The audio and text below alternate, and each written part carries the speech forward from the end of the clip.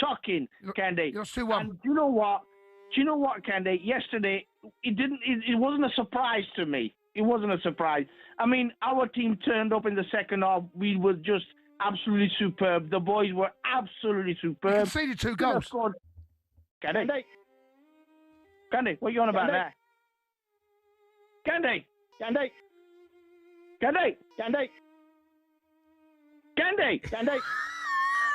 Mo, you conceded 2. Listen, Jimmy G, you can't say anything, yeah? You cannot talk. You got no room to talk. You can't be blaming VAR, mate. You can't be blaming VAR. I mean, Jimmy G, listen, your captain got sent off. He just done it deliberately.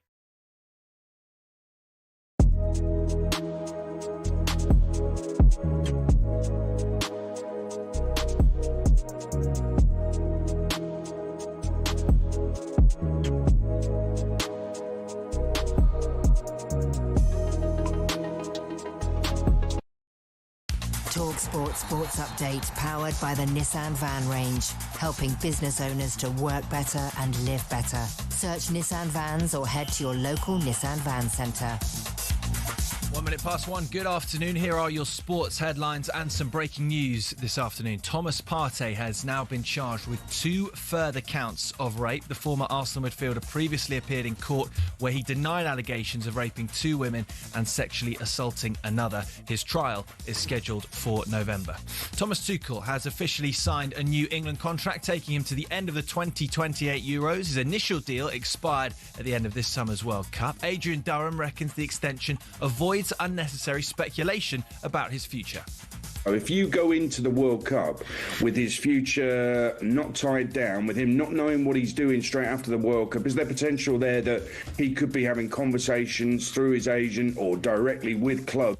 England lost the friendly to Senegal under Tuchel, but in World Cup qualifying have won 8 out of 8 without conceding a goal. Now, Forest's search for a 4th permanent manager this season is on, but talkSPORT's Max Scott has sympathy with the sacked Sean Dyche. There's been a lot of chaos at the club, particularly the arrival of Edu, who spent 180 million on sort of players that have had zero impact on the first. We're hearing Vitor Pereira is the favourite to take over. Meanwhile, talkSPORT understands Spurs are interested in Roberto De Zerbi as they look for a new boss. The club haven't yet decided if they'll go permanent or interim to replace Thomas Frank. And the FA say they are looking into Jim Ratcliffe's comments made in an interview to Business Forum in which he said the country has been colonised by immigrants. Simon Jordan says FA involvement is laughable. The reality of it is he's entitled to freedom of speech. He is a free individual. He may well be the part shareholder of Man United, and I don't agree with his choice of words. But the fact of the matter is, he is allowed to say or have an opinion, and people are allowed to disagree with it. Ratcliffe has apologised that his choice of language offended some people in the UK. There's more as ever on talksport.com. talkSPORT News. After a backlash, a backtrack from Sir Jim over his claims Britain's been colonised by migrants, and snow and ice warnings this afternoon for large parts of the UK. More from the news team at past. talkSPORT weather with QuickFit. With over 600 centres across the UK, most of which open 7 days a week, we're always there when you need us. QuickFit. Drive away happy every time. We're expecting a cloudy afternoon for most of the UK with spells of rain, sunny spells in the southwest of England, some hill snow in Scotland and northern England.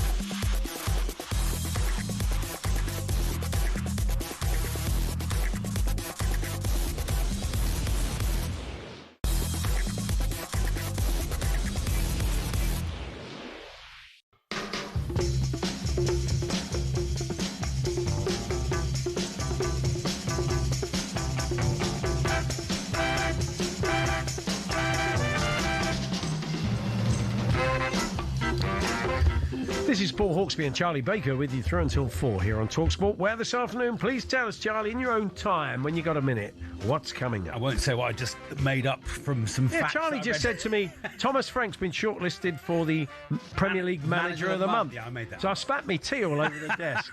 And he said, oh, actually, no, I misread it. I think there was a little bit of mischief. Yeah, a bit chat GPT. Anyway, coming up over the next 3 hours, the man who wrote the book on England reacts to Tuchel's contract extension. Yeah. Former Forest striker Rob Earnshaw gives us his take on the Dyche sacking. And Spurs supporting comedian Reece James celebrates the return of Mock the Week. Because what I actually put, it gives us his take on the Dyche. The Dyche. The Dyche. Like that was his, yeah.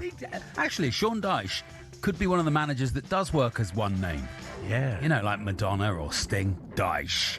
You know, we all know who we're talking about. Yeah, get me Dyche. Get me Dyche on the phone. Good job, by the way. He'd be good on RuPaul's Drag Race, wouldn't he? Sashay away. He'd be good, wouldn't he?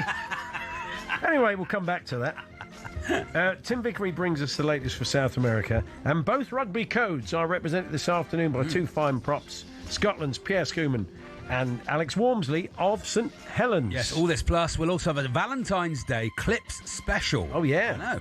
And Paul's been cramming once again for this week's waste of half an hour, a kids' game. Unless you put the hours in, what chance have you got? You've got to put the hours in. You know, fail to prepare, prepare to fail, That's Paul. very true, You say this, but people have to understand. I don't know if people understand. You're not allowed to read the birthdays. No. In the week. No, That's we're not. part of the rule of the game. No point, is there? No point doing it otherwise. In fact, I've been on Virgin Breakfast all week. Yeah. Early breakfast all week. And they've said, oh, do you want some birthdays? No, thank you. I won't do birthdays. Oh, really? I won't do birthdays, thank you. On this day, you won't do any of them? I don't do any of that because... It's a very happy because of birthday. the spread, Paul. Oh, that's good. Yeah, that's good. Like you, I like to keep the game clean. That's a good excuse, Charlie. Probably isn't true. And if I win today, you can hold that against me. Yeah. 7 minutes past 1. Good afternoon, everyone. Good afternoon, Charlie. Afternoon, Paul. Afternoon, Paul. It's nice to see you. You were on the show yesterday. You were very good. I came on the immediate aftermath of Thomas Frank being sacked. You're on your own show. You're on your own show. Yeah, that's right. It was it gave me a chance. Good. It gave me a chance to vent. I mean, I'm not listening back to it. Why would I? But you were very good. It was quite scattergun and covered a lot of ground. It's very interesting that there's going to be we're going to talk to Reece James later on, who's a Spurs fan, and he's part of Mock the Week, which has returned. And they've been playing lots of clips from the overlap that Ange Postecoglou has done. And I watched the clip earlier on today, and he basically says everywhere you go at the club, I'm sure people have seen it, but if they haven't, he says everywhere you go at Tottenham, you're just, this phrase, the Latin phrase, to dare is to do, is wherever you go in the ground. He said, but in reality, they don't back that up. No in one's terms daring of, and no one's doing. I mean, he talks about the players he wanted to buy, shortlist for players. And, you know, this has been the story for Tottenham managers more or less during the whole ENIC period. Yeah. The only thing I think may have changed now, this is a real wake-up call for them. I've always sensed they're waiting for the right moment to sell it. And it's always been a situation where they've been able just to maintain the club. Yeah. We're kind of in a bit of a, not quite as bad as new, but it's a sort of Mike Ashley doom loop scenario where you find yourself with an ownership who sort of go so far just to sort of keep you in the division. And I think that's where they're at. They're happy to tread water. And they've been able to get away with it for years. You know, buy fair and middling players. You buy they get lucky. £70 million player. And they get lucky with a purchase like Dele Alli for $5 million. And they get a great player. And sometimes they get lucky with that sort of fair middling recruitment, or they get lucky with a player like Harry Kane, who's a generational talent. But they're just kind of happy to sort of tread water. If we get lucky, we'll be top 3 or 4. If not, we'll be fine. We might go down to 10th, 11th, but we're not going down. We're not going to get involved in a relegation dogfight. But Andy and I often talk about this, and he's absolutely right. The Premier League is so much more competitive now. You can't get away with that. No. You can't be fair middling because teams are coming up with real hunger. They're coming up with money because of the amount of money in the Premier League. And if their recruitment's better than yours, which in some cases it is, Sunderland this season, you get dragged in. Last year, as Ange Postecoglou said, they were well off of going down because there was 3 very bad teams. But there isn't 3 very bad teams. With respect, there's 2 pretty bad teams, and the rest is up for grabs. So this should be a wake-up call to them that you can't get away with this forever. This season, hopefully, will be it. And I hope it will lead to them, because I don't believe, I've said before, they've got absolutely zero sporting ambition, whatever they claim. They are the ultimate talk is cheap ownership. They come out with these platitudes from the director of football and Vinay and the family, and no one cares because none of us believe it. I mean, it's going to be deeds, not words. We're all completely sick of them. And to hear a manager who's just been in the club call them out like that and show you the shortcomings that we've all suspected. I think when I heard that, the cheque must have cleared. Yeah. Well, I think basically, maybe the moment he took the Forest job, the NDA was... Okay, That's the thing. Too many Tottenham managers have walked away. Yeah. And, because they're still getting paid off for whatever reason, they have an NDA, they keep their mouth shut. But it was very interesting. I sent out a tweet earlier on. I thought what Ange said about the Today is to do thing was spot on. It's what Tottenham fans have been saying for years and thinking for years. So to hear someone who was kind of close to it say it was really enlightening. And it is what Tottenham are. My old nan would have said Tottenham are all fur coat and no knickers. Yeah. And that's exactly what they are at the moment. And I don't trust this lot. If they're trying to attract a top manager like Pochettino, if you're trying to get him back, and one of the things when he left, I think he said the project isn't there. The backing isn't there for what he wanted to do, was it? No. That's one of the reasons that when he left, they didn't take him back on. They're trying to re-attract him. If they're putting all the eggs in the Pochettino basket, then what's attractive about it? Well, exactly. I don't think if Pochettino goes back and has conversations with Enoch, he's going to want to make it. He's going to believe that it's different, and he's lost his ally in Daniel Levy and that relationship he had. So he may say, not touching that, nothing's changed. Nothing's changed in that period. They say this summer's going to be a big summer. But it's so easy, isn't it, to turn around afterwards and say, well, we had these targets and we had the money, but we couldn't get them over the line. So we'll wait until we can. So it's always... You always say that every it's always jam window, tomorrow. You do go, oh, yeah, we're in for Ronaldo, Yeah, and they just come out with this nonsense. We try to get Semenyo. I mean, honestly. Anyway, I'm sure Reece will be weighing in on some of that. But England have extended the contract of Thomas Tuchel. And we're going to be chatting to Henry Winter about that very shortly. He wrote the book on England, as we say, their biography. Rob Earnshaw's going to kick us off, talking Nottingham Forest. And I mean, at the end of the game, they had 35 chances to score. It's only so much Sean Dyche and the coaches can do, isn't there, really, when their team aren't scoring goals? They need to rehire him and get Sean Dyche bounce. It must be. It's like having the worst kind... I'm surprised Marinakis doesn't ring the sports bar every night. Because, I mean, if you're just sitting in the stadium watching the game getting frustrated and you're in the fans getting frustrated and you go and think, oh, you have the power just to say, now you're fired. Yeah. It's like the worst kind of fan that just makes a knee-jerk reaction. I do want to say on that note, Rob Edwards has done a good job at Wolves. It's starting to, He's given, it was Rourke's drift last night. They had 2 shots in. They could have won it at the end. They're down, right? Yeah. But he's come in and he's really done a good job in making them solid. And I think he's given them a bit of heart and a bit of identity. A bit of heart. It's what you want, isn't it? It is too little, too late. Yeah, of course it is. Yeah. Anyway, we'll talk to Ernie very shortly. Later on, we'll have a birthday spread. We have got a clip special with our good friends at Moonpig. Yeah, Moonpig. We've dusted off a few old favourite, a few sort of romantic clips. Yeah. And some maybe not quite so romantic. But anyway, we'll play you those later on. As we said, Alex Walmsley of Saints joining us. Super League returns, Super League Rugby League this evening, live on talkSPORT. We've got a big hour's build-up before kick-off of the opening game. York Knights playing their first game in Super League, taking on reigning champs Hull KR, and that's going to be live on talkSPORT too. Graham Stack, former Arsenal keeper, Lee Trundle, Swansea legend, they're going to join us for a chat later. Jacob Hawley on a big night for Arsenal. Yeah. Their mettle will be tested with City scoring a lot of goals last night, now probably breathing down their neck. We'll be chatting to him and all manner of other stuff. Pierre Schumann joins us, the Scotland prop as well, ahead of the Calcutta Cup this weekend. So lots to come between now and 4. We're going to get into the subject of inventions. I think we've run out of time. So let's do it very quickly. Charlie said you were talking about this on Virgin the other day. I did. This isn't it. This is a golf invention, wasn't it? This was something that never really took off. There's a Euro golf, was it? Yeah. There's an exhibition that's going on in Paris at the moment, which is a kind of celebration of failure, near failures from the world of invention. Eurogolf. Radium face cream was one of the ones. Really? Yeah, yes. This is spelled Euro, Euro Club, which was basically if you were playing golf and you couldn't get back to the clubhouse for a wee and didn't fancy going behind a tree because I suppose it's technically indecent exposure, you could put a towel in front of you and like a modesty towel, clip on this sort of thing onto your belt, and wee through it. It's like a club. It's a long club that is hollow. Yeah. And you insert yourself into the end of the club, and then you just sort of do a wee. Do your business, and you have a green golf towel over the front. No one's going to know any better. That's not taken off, Paul. No, it didn't. It didn't work. We wanted to know if people have got inventions. 81089. We got no money, so I don't think it's Dragons' Den. If you've got a sports invention, 81089 or 03717 Yeah, let us know if you've got any. All we can do is just give you the oxygen of publicity. We can give you no cash. We can't give you 50 grand for 10% of your business. We haven't got that kind of cash.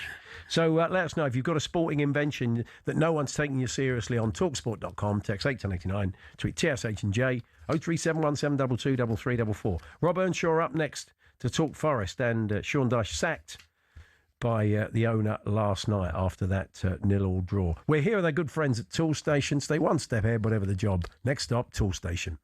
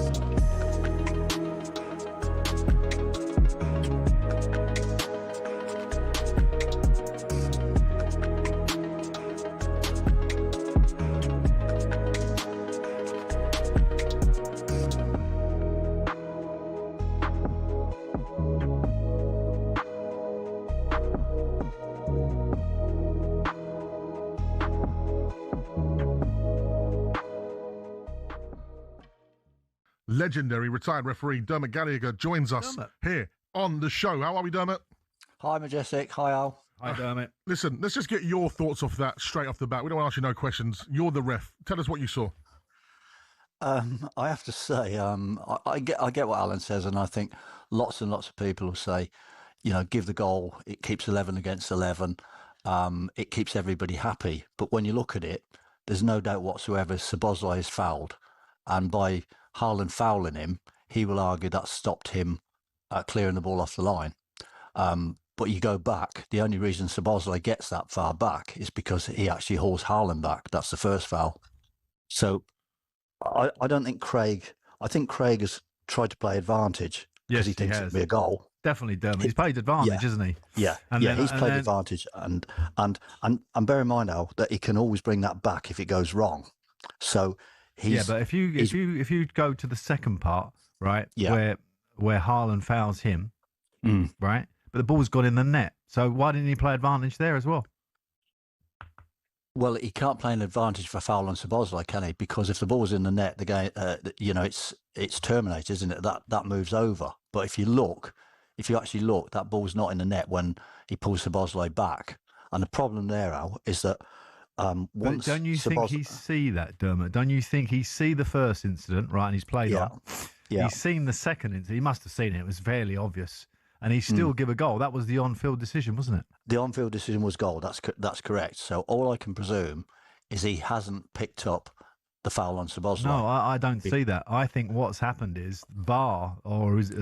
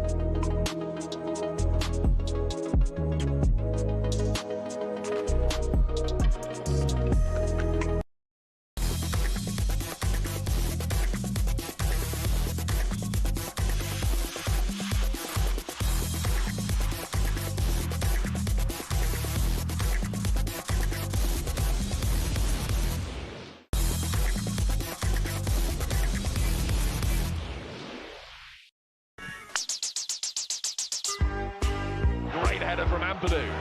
Back from him to Gruev, who does curve one in. And Calvert-Lewin into the bottom right-hand corner. Leeds United beating Nottingham Forest tonight by 3-1. You know, on the same day I'm manager of the month, they're saying I should be sacked. The media are saying it. I work that one out. That's a new one on me. This is a massive one for them tonight to give them some breathing space. If they weren't to beat Wolves, then that changes things a bit. Boos ring around the City ground as Nottingham Forest fail to take advantage of the drop points. They could only get a point themselves here against basement club Wolverhampton Wanderers. You know, there's a high expectation on what we could deliver here.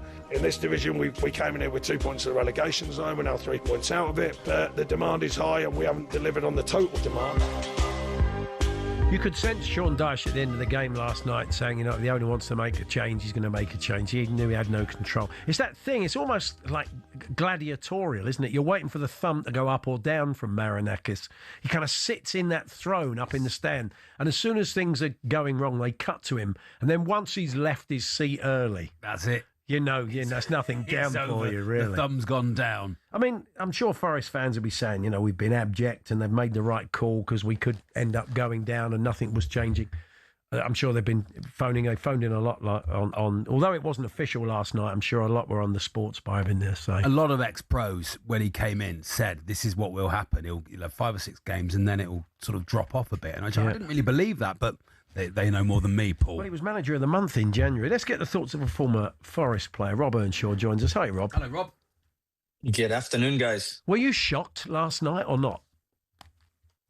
I was shocked, yeah. Absolutely, I was shocked because it felt, and it's been the feeling of, oh, he's going to be here till at least the end of the season and then obviously see how it goes, because we know, obviously from the last, look at the last year, Forest don't do longer than, a few months.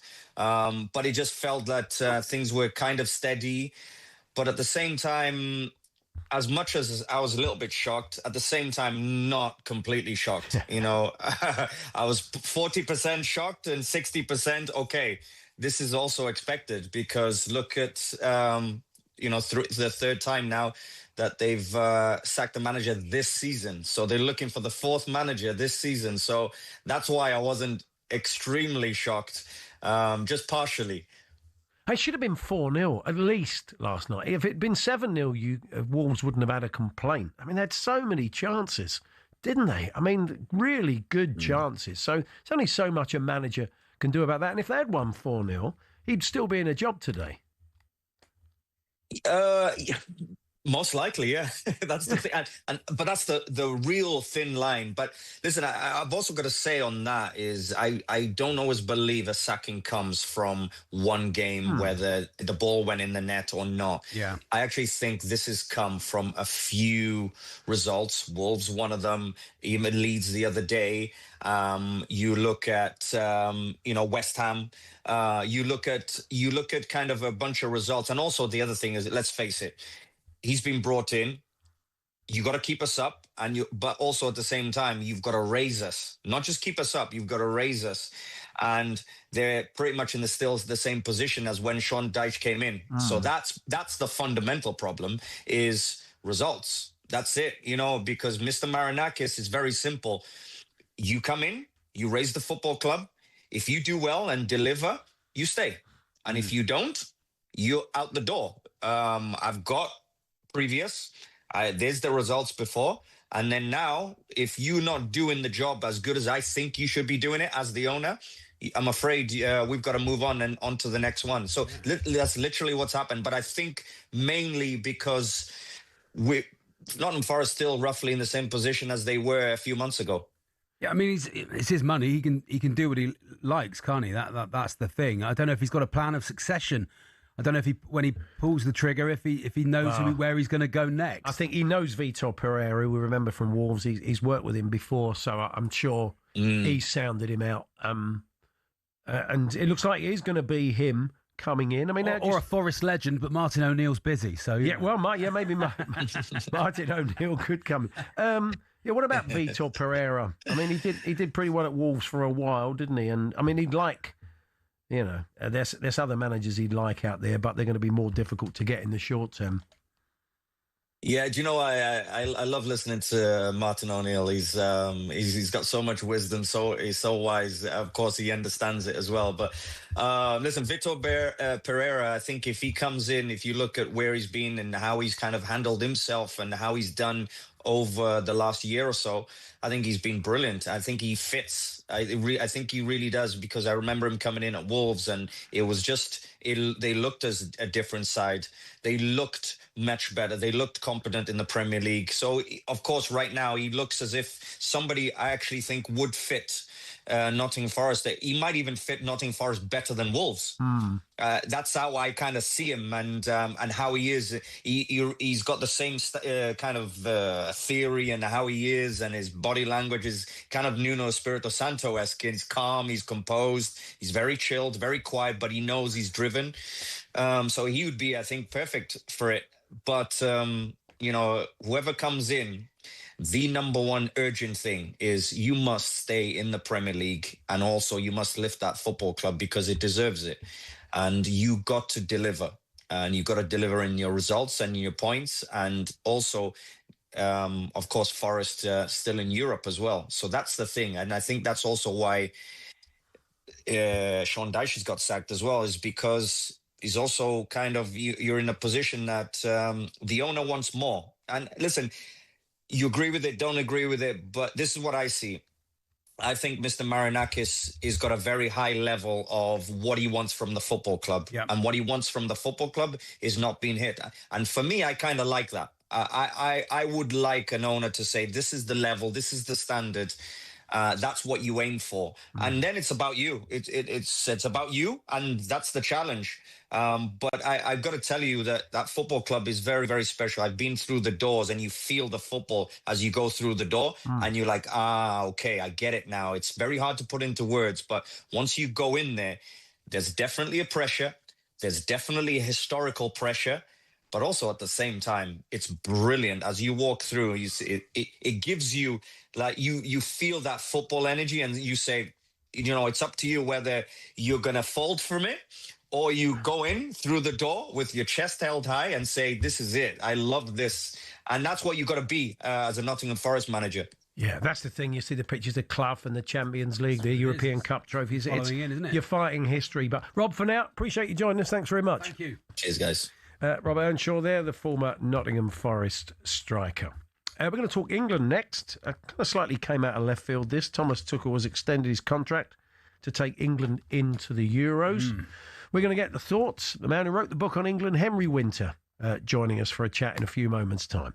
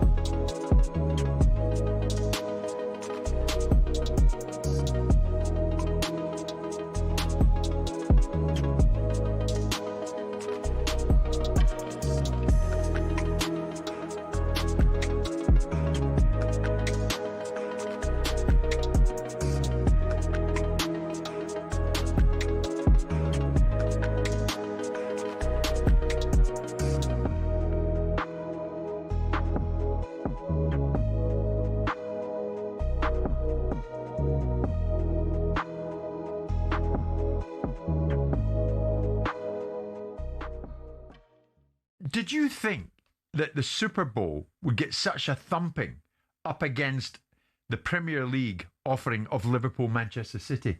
I thought it would be much, much closer. You're talking about a difference of 500 million. You are. But you're talking about, I've had this argument with Brian T. Smith, who comes in here, who I very much like, and makes the case that the Champions League final, I'd say, dwarfs the Super Bowl, and he makes his argument about scale. It makes my argument. Of course it makes my argument. But then you have to look back underneath it and say, this is a worldwide global audience that's watching the Premier League, watching arguably the biggest game in the Premier League. Yeah. And you've got multitude of broadcast deals around the world for global sports. Ostensibly, despite inroads into various countries where you've had the NFL on tour and it's made its way into Germany and it's made its way into Poland and it's made its way into the UK, it's a North American sport. And so I'd be fascinated to see, outside of the North American broadcasting numbers, how many of the 220 million people that watched it were outside of North America. Yeah. Because I'm willing to wager you that well, clearly it's obvious because the population of this country is only 70 million, that 90%, 95% of the people that watched the Premier League game between Liverpool and Man City was around the rest of the world. Yeah. And when the NFL gets its act together, which it's trying to do, and makes this a global sport, and makes it a participation sport and a viewing sport in all the four-flung corners of the globe, it'll have numbers that are substantial. Thomas Tuchel says he didn't hesitate when asked to extend his England contract till the end of the 2028 Euros. Our chief football correspondent Alex Crook approves of the FA's move. I think it takes away the uncertainty. Thomas Tuchel can focus now on trying to win the World Cup, but it's no longer the be-all and end-all. He won't be judged solely on what happens in North America in the summer. Elsewhere, Nottingham Forest are talking to Vitor Pereira about taking over from the sacked Sean Dyche. Well, talkSPORT presenter and Forest fan Max Scott wants the club to consider reappointing one of their many former managers. If we do return to the Championship, how great would it be to have Steve Cooper back to inject a bit of good feeling into the club? There's not a chance that I think he'd manage us in the Premier League. We understand Roberto De Zerbi is being sounded out for the Spurs job, but the board haven't yet decided if they want a permanent replacement for Thomas Frank or an interim until May. And at the Winter Olympics, IOC spokesperson Mark Adams has explained why Ukrainian skeleton pilot is banned from competing today. We wanted him before and after to express himself, but for that 1 minute of competition, we asked him not to make this expression. Vladislav Heriskevich was asked not to wear a crash helmet covered in pictures of athletes killed during Russia's invasion. He refused, saying, "This is the price of our dignity."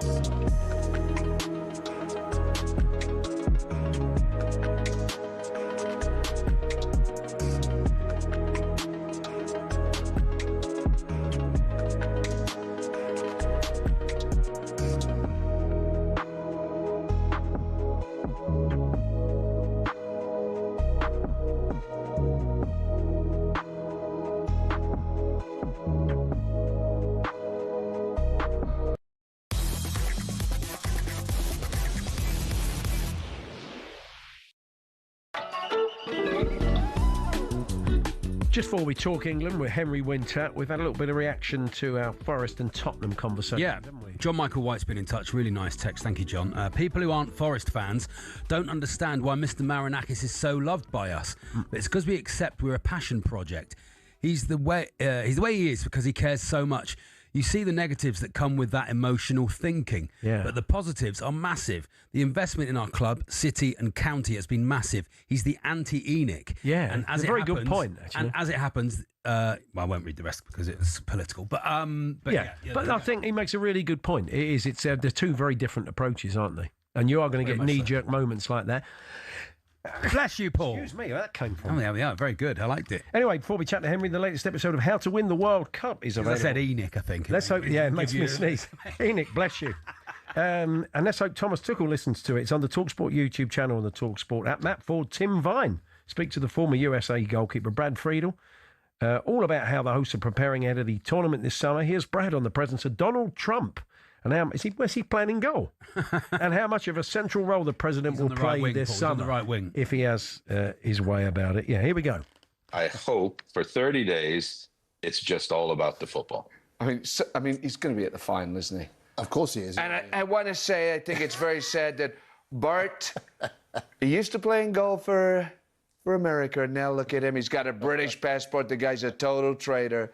And he lives in the Bahamas in an all-inclusive, and he sits there getting his free breakfast. And he used to love America, and now he doesn't. And I think It's very sad. No, it doesn't have anything to do with loving America or not. It's just. I think he'll want to ref it, won't he? He'll want to ref the final. That would be. Well, okay, let's. He'll be handing over the trophy, won't he? At the very least. I found the I mean, listen, if he hands over the trophy, it's fine. I got no problem with that. If that happens in most countries. It would be great, won't it? To Harry Kane saying to him, "Get out of my picture." Yeah, exactly. Yeah, I think he will. Maybe one hand on the trophy. Exactly, that's top work by Matt. It's a great impression. Anyway, Brad Friedel there on how to win the World Cup. Available now wherever you get your podcasts and the talkSPORT YouTube channel. Thomas Tuchel has extended his England contract, and I must say it sort of took everybody a little bit by surprise today. It seemed he wanted just to go up into the World Cup, but he's clearly enjoyed the job. Joining us now, the author of 50 Years of Hurt, the story of England football and why we never stop believing. It's Henry Winter. Hi, Henry. Hello, Henry. I think it's about 60 years of hurt. It is, yeah. Now. I think it's my maths is terrible. Epilogue. I'll say two words to you, Fabio Capello. I mean, England have done this before and it didn't work. It's not to say it won't work this time and that there wasn't maybe a bit of commercial pressure on them because they like Tuchel to get this deal done. But, say, England have been there before and it backfired under Capello, didn't it? Yeah, I mean, I can remember at the time, 2010, early June, England had qualified, absolutely cruised through qualifying under Capello, some good players heading out to South Africa. And then suddenly Inter Milan showed their hand, or rumours about Inter Milan. And so the FA sort of stepped in without going into the boring technical details. I didn't really understand it at the time, but they removed a break clause and effectively extended the contract for another 2 years. And, of course, we know what happened. It was England stank South Africa out. It was terrible, not helped by Rio Ferdinand's injury at the start of it. And then it all sort of unravelled from there. And then Capello left about 18 months afterwards. And, you know, it was seen as just a little bit naive. But that was looking at it in retrospect. At the time, people thought it was good. And to be honest, I much prefer an England manager to go tournament to tournament. But I think I can understand. I've got some sympathy with the FA in this case because clearly, you know, you've been covering it for the last few weeks. So many jobs, good jobs, are going to be available in the summer. Tottenham Hotspur, Tuchel could walk into that. Manchester United, I'm sure they would be interested if it, you know, depending on what happens with Carrick. So I can understand why maybe the FA did decide to jump now. And look, Tuchel's in such a strong position. Plus, he likes living in London. There are all those elements to it as well. I mean, there's a pretty good chance Tuchel and his agent said, look, he's been approached by X and Y. What's your thinking here? Because if you want to pin him down, he's enjoying the job, he's enjoying life. And they've had to make a call on it, haven't they? I can understand that it's not easy for the FA, but the flip side of that is if we did have a bad World Cup, you know, the runes would not be good going forward, would they? Yeah, I mean, when they appointed him, there were obviously a lot of people and the media were split on this. And I think a lot of fans were split on this and managers and maybe you guys as well about, you know, the England manager should be English. Southgate did a fantastic job. And it was just, you know, he started the process, changed the culture, took the fear out of the shirt, got England taking penalties. But it was just getting England over the line from those key crunch moments in a final against Italy, how you make those changes. And Tuchel, the FA saw, and understandably, because we saw what he did at Chelsea in particular, Champions League final, the way he could actually mould games to his own team's benefit. So I can understand why they moved on that, but he's got to win it. And it is going to be difficult to win it. There'll be a lot of people who will say he will have been a failure if England don't win it because of this fantastic collection of players. How many number 10s do you want? Harry Kane in such form, good goalkeeper in Jordan Pickford, Elliot Anderson, good player stepping up from the under-21s. You know, we've had 12 left-backs, 11 or 12 left-backs in the last 2 years. Yeah. And now Luke Shaw's back in form. He played the last of course he is. World Cup year, Henry. It's a World Cup year, and then you've got Shaw gets fit. So, you know, and Kazi's done a brilliant job with the under-21s, and they've sort of stepped up as well. So, look, England have got some fantastic players, but if they go out in the quarterfinals, if they meet a good possession team in that heat, and I covered USA 94, and I'm only just about calming down temperature-wise from Detroit and Chicago and places like that, and I wasn't in the really hot places, like remember the Irish and Florida. So, look, there are going to be so many issues out there. The odds are a little bit against him winning it, but you know, the FA will be criticised if he doesn't win it. Yeah, I don't necessarily think the England manager should be English. I think he should be able to deal with big players. But also, I think the problem they've got is there's no obvious replacement for him. They might have the right guy. Well, if you want to go English, and I agree with you, I think it should be the best individual. And look, we need St George's Park. A lot of people in the media, a lot of people in football were against St George's Park, which is a coaching hub, which is about developing. It's about being our Curviciano or Clairefontaine in terms of developing coaches. And, that's going to take time to actually develop a pool of coaches who can then step into the England manager's job, which has its unique pressures. I mean, ideally it should be English, but I didn't have a problem with Tuchel coming in because they absolutely needed an expert. So we'll see what happens, and good luck to him out there. Winning a World Cup though, Henry, as you well know, it's not just having a great squad of players and them all perform. You just need a bit of luck. It's a knockout tournament. You can get sawn off. The way VAR works in the Premier League, where a bulk of our players play, is very different to the way it works in FIFA competitions. I mean, anything can happen, can't it? Yeah, I'm not a huge fan of luck. I mean, whenever I interview footballers and they say, I was lucky to get here, I always stop them. I mean, and I'm writing a book at the moment. One of the chapters is on luck. It's about, application and opportunity and seizing that opportunity, but it's about hard work.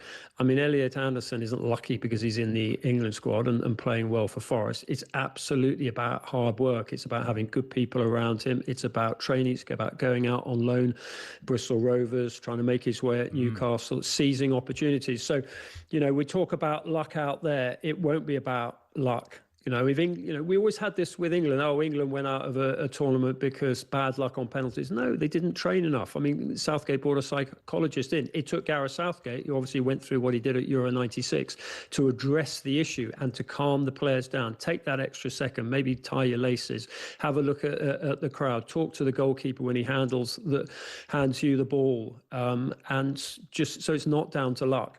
So look, they've got some good players and they've got a chance. And it was, I think, my 8th, 9th World Cup covering England, and they've definitely got a chance. But look at Spain, look at Brazil, Portugal will be a threat. It's an expanded tournament, so there might be some slip-ups along the way. But I think quarterfinals, semi-finals, and then just take your chances. Well, I mean, yeah. I mean, you're basically saying unless he wins it, he's coming up short. Yeah. Yeah, because, after what Gareth Southgate did, I mean, I sort of criticised Southgate, the Spain game. You got that far, and was Southgate a success with England? I mean, look, Southgate changed the culture. He changed so much. He got England to 2 finals, a semi-final in the World Cup, and then obviously a quarter-final against France. He did fantastically. So Tuchel has got to go beyond that if he's going to be a success. Agreed. Henry, good to talk to you. You're back Sunday, I take it, on talkSPORT? I hope so. No one told me otherwise. If selected. If selected. It's performance turning related, up until that's it. No such thing as luck. That's it. It's all about week-to-week contract. Hard work. Cheers, guys. Cheers, Henry. All the best. Henry Winter.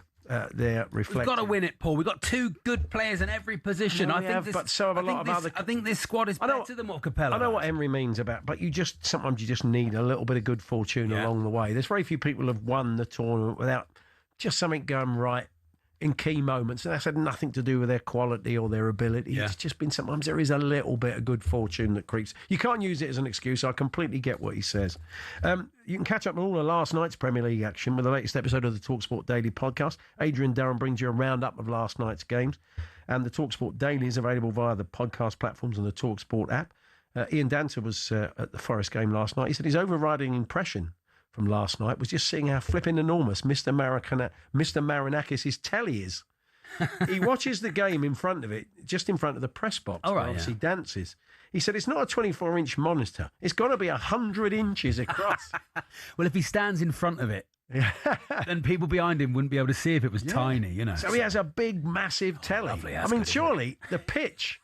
Why not just look at just watch the match? Yeah. Anyway, thank you, Dance.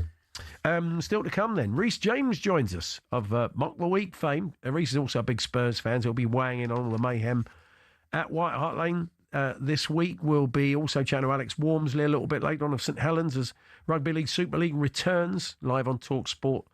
York Knights versus Hull KR this evening, the opening game of the season. And later on, Per Scootman joining us, the Scotland, he says former Scotland prop here. That's not a good sign. It's not a good sign, What have we heard here at Talk?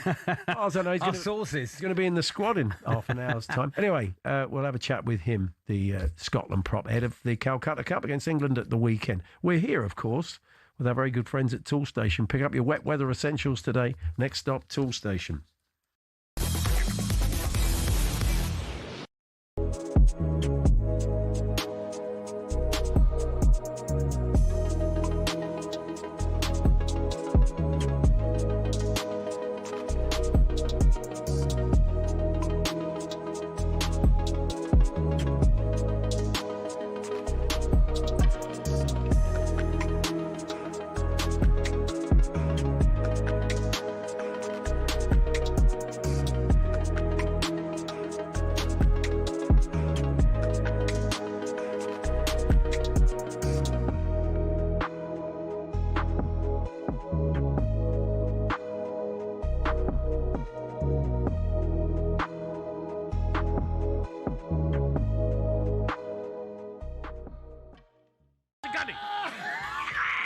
See the Eagles. Simon Jordan. Mark Bright. Can you hear me, Brighton? Your boys took with the head of a beating on the Glasner. Wilfred Zaha. Ian Imo. Can you hear me, Imo? Your boys took with the head of a beat the signs leads me behind Selhurst Park. Mark Gay. Eddie the Eagle. Pards. Can you hear me, Pards? Your boys took with the head of a beating. Jave the in-betweeners. South Croydon train station. Brighty. Salako. Can you hear me, Eagles? You're Mr. Win. Never beaten. Tons of Premier League action to get through tonight, all live across the talkSPORT network. Liverpool have just become the first team to win the Stadium of Light this season. The quad is on. Palace absolute shambles. They've just thrown away a massive 3 points against Burnley. There's one win in 14 games. Wow, ridiculous from Glasner. Forest had to win tonight, and they didn't. Informed West Ham just 3 points behind you. You must be worried. Could Sean Dyche get the sack? Man City get the pressure up on Arsenal. Big win for them. Phil Foden, though, probably should have got sent off. Thomas Frank is gone. Finally, Spurs have 11 days now to prepare to stop Arsenal's title challenge. Who comes in? Get involved in the show. 03 717 22 33 44. What is on? Hello, mate. Yo. How are you? I'm all right, matey. Your club disgracing the Premier League again. Well, honestly, let's not go. You lot. What about? It's just. What about? Honestly, it's like, but it's a bunch of clowns.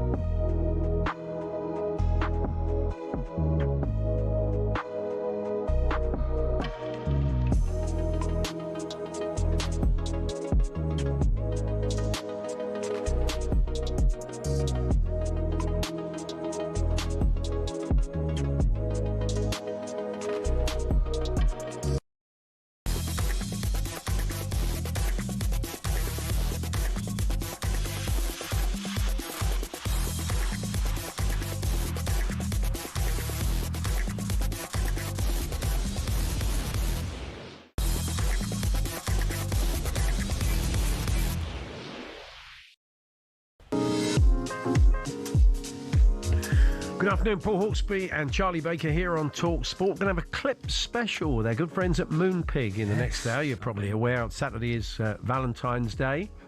And so we've dusted off a few specialist clips with Moonpig from the archive. Because if you're not aware that it's Saturday, get on Moonpig now. Oh, yeah, definitely. Get the express delivery. You may just make it. Save it. We're going to be bringing you those specialist romance-linked clips from Moonpig just after 2 o'clock. But before that, as you're probably aware now, Mock the Week is back. Yes. Not on the Beeb. No. On TLC. Yeah.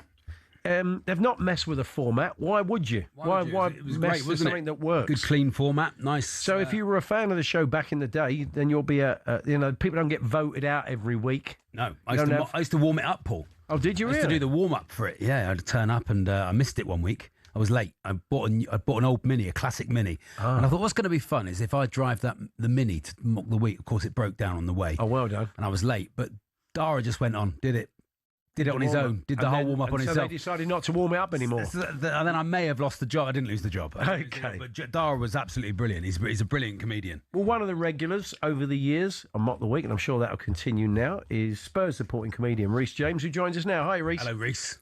Hello, Charlie. We still talk about that. Yeah, every week. The main headline news is who broke down. I don't think you were on, Rhys. Actually, that episode, you were one of the newcomers. Was it a bit? Was it a bit? My time. Was it a bit like the Blues Brothers? Did Dan Patterson, the producer and creator, a guy I worked with many years ago, and Dara just turn up and when you were working on the bins and say, "We're putting the band back together again, Rhys."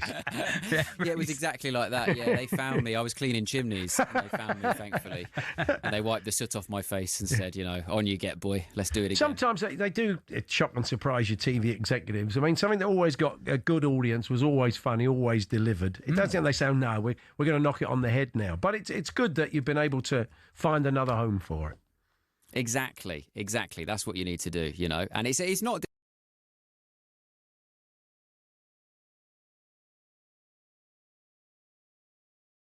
And actually, I think me and you need a new club, don't we, Paul? Oh yeah, I think it's a bit harder when you're a fan, is it? Maybe it isn't. Before we get on to Spurs, I was just going to ask, what's your writing process on it, Rhys?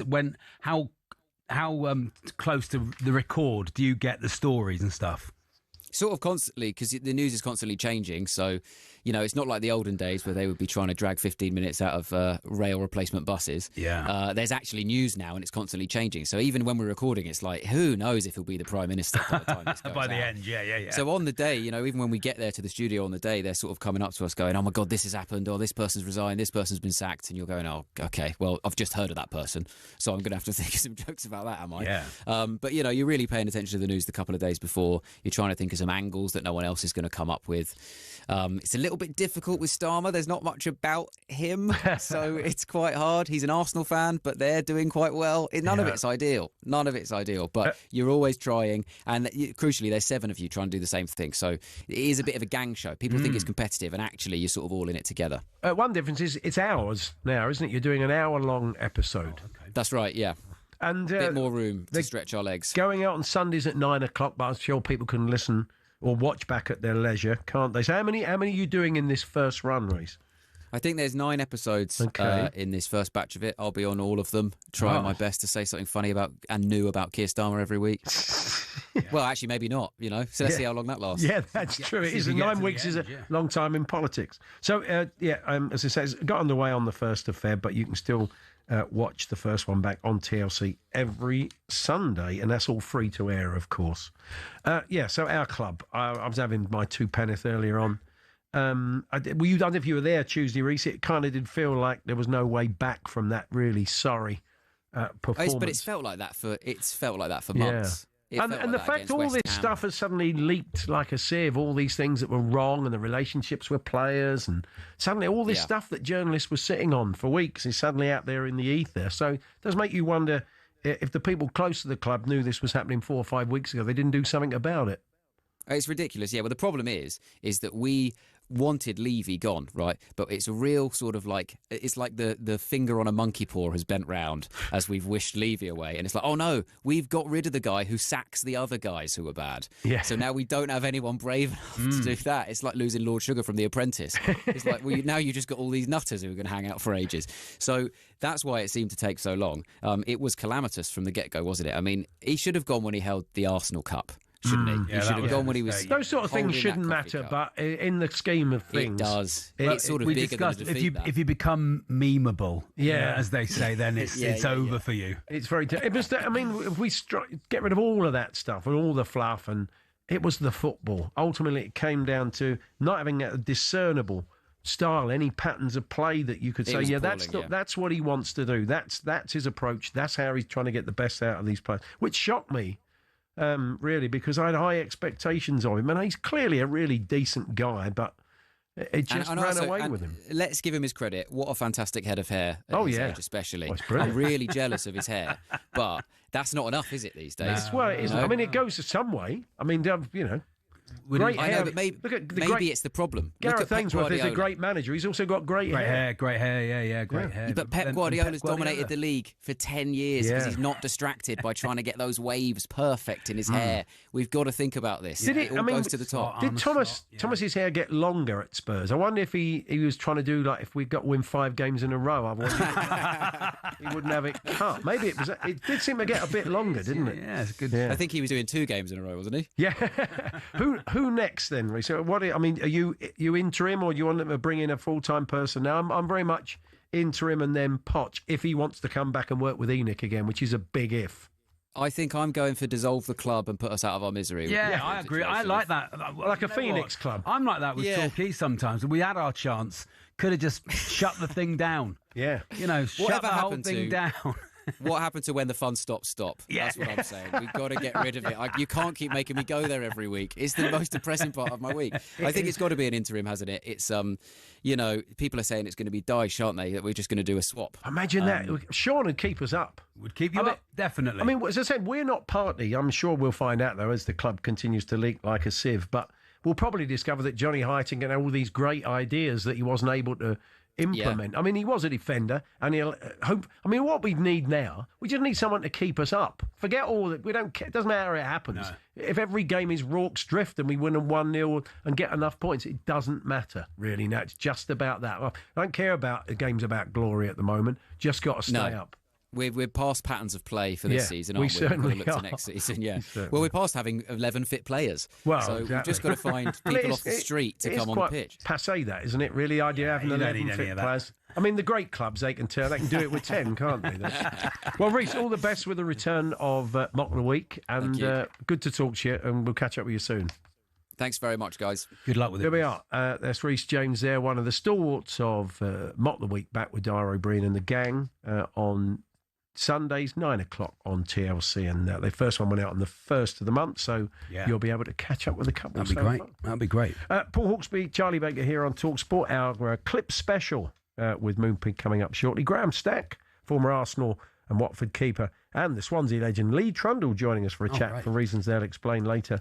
And Jacob Hawley, the big Arsenal fan, comedian and podcaster, head of a test of Arsenal's mettle tonight in light of the fact that City are now properly breathing down their neck. So 3 points. Jacob joins us for a chat ahead of Brentford Arsenal, which is live on talkSPORT tonight from 7.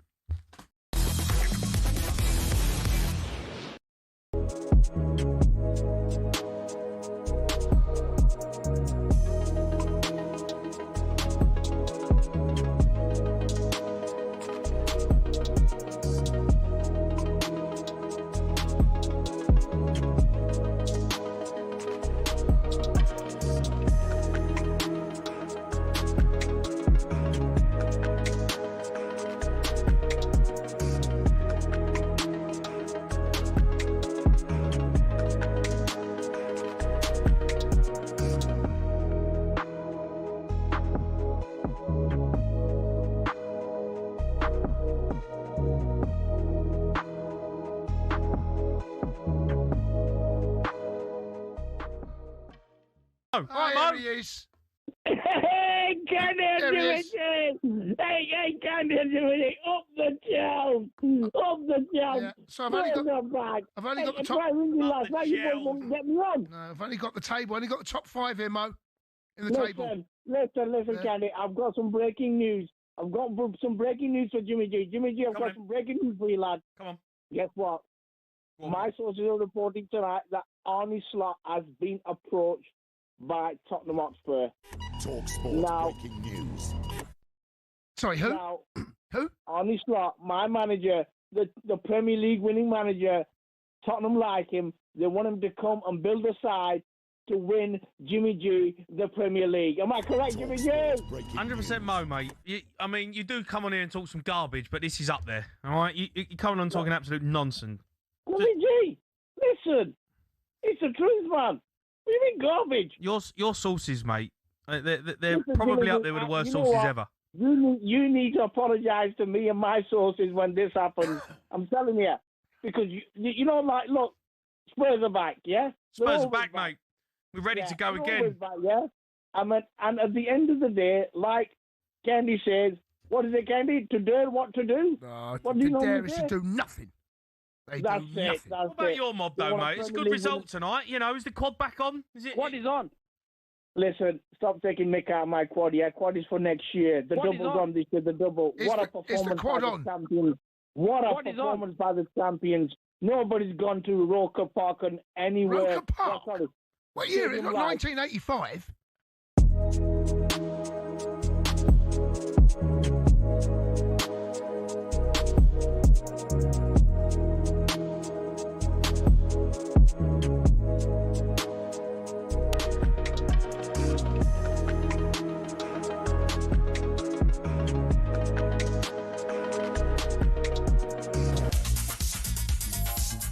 Stay tuned for a few St Valentine's Day clips, a special for you this afternoon. The birthday spread will pop open in the final hour, of course. And Pierre Schumann of Scotland, their prop, will be joining us for a chat. He's been announced in the squad for the Calcutta Cup in the last half hour, so we'll chat to him about that. But first, Will Hobbs has the sports headlines.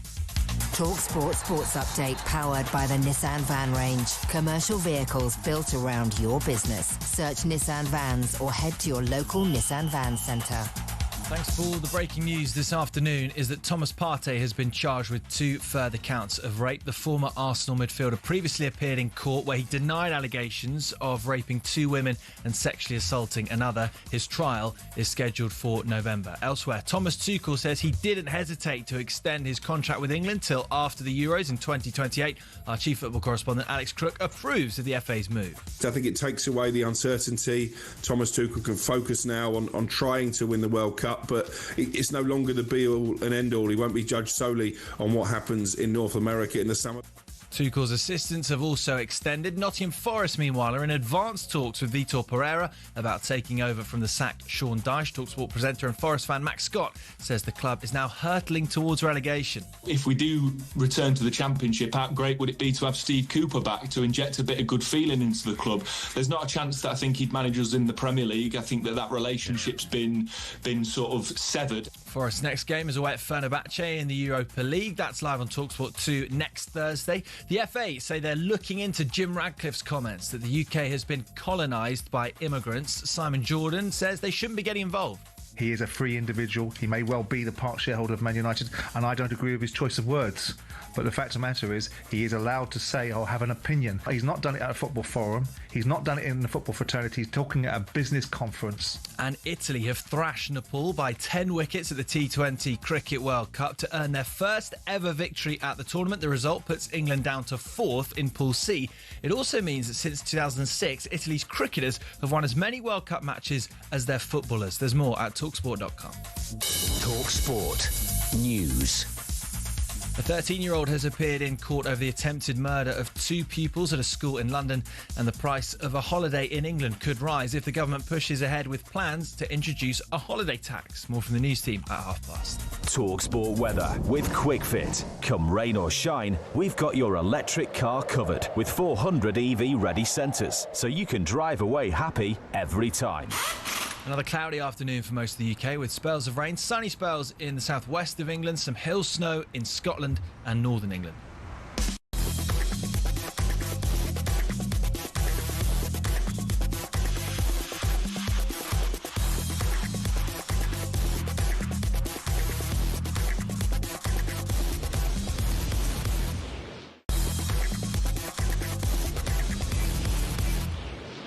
Clips of the Week Valentine's Special on talkSPORT with Moonpig. Save Valentine's with Moonpig. Flowers and a personalised card for under £20, delivered in time. Terms and conditions apply.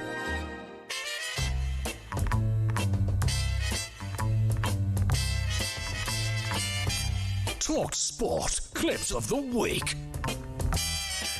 Yes, well, it's not Friday at 3:30. Don't worry if you've been on nights and you've just woken up. Blimey, what happened? Slept through. This is a special, as we just heard, with our good friends at Moonpig to celebrate Valentine's Day. We've dusted off a few romantically linked clips. Now, we've had to sacrifice our old mate ChatGPT. Yes, We normally have H&B versus ChatGPT, but with so much going on in the world of football and beyond, we've sacrificed. He's been bumped, Paul. He's been bumped. They'll be back next week. Yeah, they'll be back. They'll be Why back. aren't I on there? Sorry, I Chat. am always on. I know you're always on Chat, but this is special because Moonpig wanted to do the clip. So I'm sure you'll understand. So let's. Why don't you kick us off, Charlie? That'd be nice, yeah. And we kick off this Moonpig clip special with Neil Warnock, Torquay United's Neil Warnock, guesting on Breakfast and unexpectedly getting romanced by a rugby legend. He'll come through that. He'll sign his players and he'll overcome the loss of Harry, because I can't see him being there. Neil, it's Joe Marler here. I love you. That's not nice. To which Neil would have replied, "I love you too, Joel. Me, I love you, me." I'm thinking about Joe is we know he's always faithful. That's true. He's always faithful. He's what you find someone who loves you as much as Joe Marler. That's nice. That should be a card. The Moonpig could be doing a card like that. Yeah. Staying with Big Alan. That was on Breakfast, of course. Here he is alongside music lover Gabby Agbonlahor. What a tune, by the way. Ooh. What? The best part of that was this song. Love this song. It's not a bit of you? No. Who is it? I don't know. Can't love it that much. Not then, exactly the John Peel sessions. No, I don't think he's going to be getting a gig on Virgin anytime soon, Gabby, is he? Here's another big music lover, Mickey Quinn, very much enjoying this Girls Aloud cover of a famous Pointer Sisters song.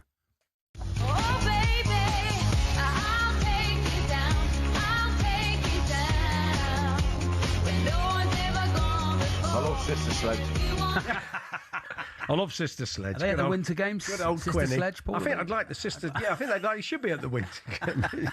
Sister Sledge at the Winter Games. Why not?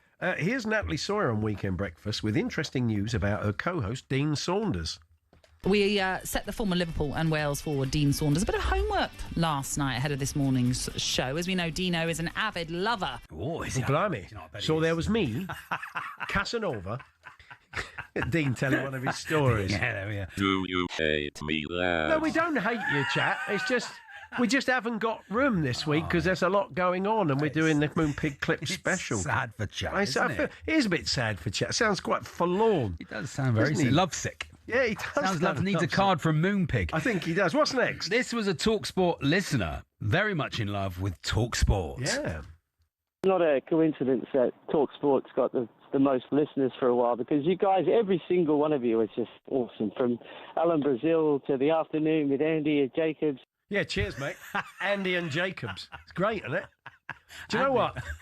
I quite like Andy, but I can't stand Jacobs. Andy and Jacobs. I'd love to hear that show. How soon forgotten. Well, I think, I mean, I think the Leeds transmitter could go quite quiet tomorrow. It'd be easy chair. Yeah. So, what's next? It's me, isn't it? Yes, Oh, yeah, it's back you, to Big Alan with a shock admission. Gordon, Farrell out, Johnny Sexton in. That's not a major problem, is it? You know, I love Sexton. You love sexting. Listen, I shouldn't admit that, Al. Joe might be listening. Don't say the quiet bit out loud. For me, Alan. I love the sexting. Of course he doesn't. That's all he's talking about Johnny Sexton. Used to get 500 texts a month. Yeah, anyway, what's next? And this was Mr. Brazil chatting on Breakfast to NFL legend Jeff Reinhold. Thank you so much, talkSPORT, too, for giving me the opportunity to get Valentine's Day advice from Jeff Stelling. Jeff, do they do Valentine's over in the States? It would have made the St. Valentine's Day massacre a bit pointless, wouldn't it, really, all those years ago? I love it that's Alan's sort of one of his catchphrases, isn't it? I mean, it is, because Alan has got previous for that kind of question, probably most famously chatting to the Spurs and Newcastle great David Ginola. Do you have wasps in France? Well, as they haven't got passports, some of them get on the ferry, but they can't get off at the other end. Can they get on your windscreen on the train? I suppose they can go to France, can't they? Anyway, what's other next? way would we? Now, just time for a quick shock admission from Alan. Oh, yeah. I was talking to Sam Allardyce alongside me earlier about I'm not a great lover. Oh, well, don't be so hard on yourself, Al. I can't believe that's not true. Taking tips from Sam Allardyce? Let's get Sam Allardyce into the end of the season, Alan. And finally, while we're heading down that route, it's a good old-fashioned carry-on talk sport featuring Big Al and Roman Kemp on breakfast, a Geordie caller to the sports bar, and Harry Redknapp chatting about the legendary jockey, Mr. Carson.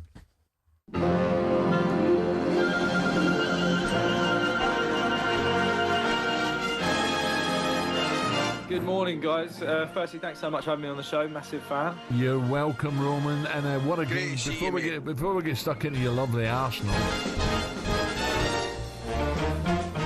The other thing I wanted to mention, and Cundy, by the way, Mr. Cundy. Yep. Love your crack. Willie, I love Willie. Willie. Bit Route 1, of course, but it's carry on talk sport.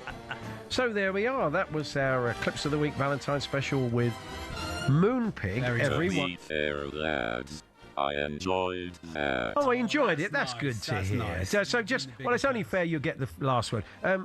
Who do you love? I love Moonpig. Oh, good. But this Valentine's Day, don't forget the beaver. Yeah, all right, chap. No need for that. We've got the carry-ons out the way. So, yes, that was the Clips of the Week Valentine's special with Moonpig. Everyone deserves a Moonpig. Clips of the Week Valentine's Special on talkSPORT with Moonpig. Save Valentine's with Moonpig. Flowers and a personalised card for under £20 delivered in time. Terms and conditions apply. Later on, Alex Walmsley of St Helens joining us for a chat while we're talking props. Pierre Schumann, who's just been announced in the Scotland squad for the Calcutta Cup. Edinburgh and Scotland prop will be joining us for a chat as well. Tim Vickery, birthday spread, so lots to come between now and 4. And Jacob Hawley, the Arsenal fan podcaster and comedian, looking ahead to tonight's game live on talkSPORT at Brentford, which should be an absolute cracker. And of course, City just 3 points behind them now and a couple of goals. So it's all to play for at Brentford this evening. So let's check in with Michael Waydock for a Winter Games update. We're still hoping for medals, but we have chances today, Michael, don't we? Good afternoon. Good afternoon to you. Yes, welcome to Milan. Yeah, we had a really good start in the men's skeleton today, and a lot of people are predicting that a gold medal, and it will actually be tomorrow if it happens, will go to Matt Weston. He's been quickest down the track twice today. He broke the track record in his first run, then broke the track record in his second run as well. Marcus Wyatt has qualified for that third run in 7th position at the moment. Now, the pair of them were at the World Championships a year or so ago. Matt won gold and Marcus won the silver, and Matt's just gone on this season. Absolutely fantastic. So we are yet to see a gold, a silver or a bronze. We've seen a few fourth-place finishes, but all eyes are on the skeleton guys now. And the curling is beginning. We see all the mixed doubles curling, of course. Bruce Mert and Jen Dodds, they finished 4th. But the men, they have been just totally dominant this season. They've now started their campaign. And the women who won the gold medal in Beijing 4 years ago, they get underway as well. Brilliant, Michael. Thanks very much. Thanks, Michael. Michael Wade out there getting us updated on the Winter Games. Quite a lot of the events in Winter Games all sound like names from Guy Ritchie films, didn't they? They called him Skeleton Bob. Yeah, very nice. And they called him Two-Man Bob, but maybe we should move on from that one. So Graham Stack and Lee Trundle. Graham Stack and Lee Trundle joining us for a chat next. Of course, Stack is former Arsenal keeper, Watford keeper and coach. Yeah. And Lee Trundle is nothing short of a Swansea City legend. So we're going to have a chat with the boys. They'll be telling us why. There's going to be a bit of a boxing flavour to our conversation. We'll tell you more about that in a moment. Alex Walmsley from Saints. The Super League returns live on talkSPORT 2 tonight. York Knights make their debut in Super League, taking on reigning champs Hull KR. Big game. Tough start for York. And Saints made changes at the top, new coach, some new players coming in. So big things expected of them. So Alex Walmsley, their prop, joining us just after 2:30. We're here with our very good friends at Toolstation. Gear up for those darker nights with electrical and lighting offers. Next stop, Toolstation.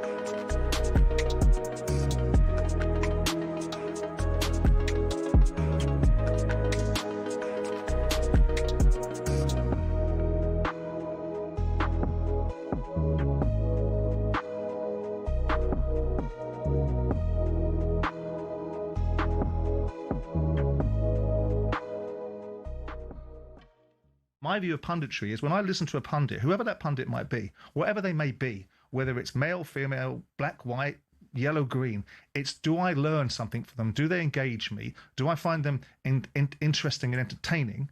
And do they merit my attention? And that's my response to the reasons why I was saying the things I said. He's sitting right beside you. Yeah, it's an opinion, isn't it? Which we're all entitled to. I put value on opinions. Right, you have to, because there's, Depends where they come from, right? Everybody has them, right? So I'm not going to listen to a mob on X who've never, ever put themselves in any situation to do anything close to what I've done in my career. I listen to the professionals, right? I listen to the people who've hired me for the last 11 years around the world, the biggest broadcasters in the world. By default, if I'm working with the people who are considered the brilliant broadcasters, then if I'm in the same team as them, next to them, then by default, I'm considered also a brilliant broadcaster. So I take everything you're saying, but the reality is I've been good enough for 11 years, right? And as I said, I'm the person that will go and seek out feedback for someone to go, I think you're struggling. It's never happened. See, the language that you use, Annie, is, to me, it's steeped in a sense of entitlement. I mean, the sheer weight of the entitlement that you seem to believe that you have would resink the Titanic. I think you've been quite fortuitous. I think because of initiatives like DEI, they've allowed people to be put into positions in the men's game that I don't think they've merited. And now that sort of seeds an attitude that you become a stalwart in the women's game.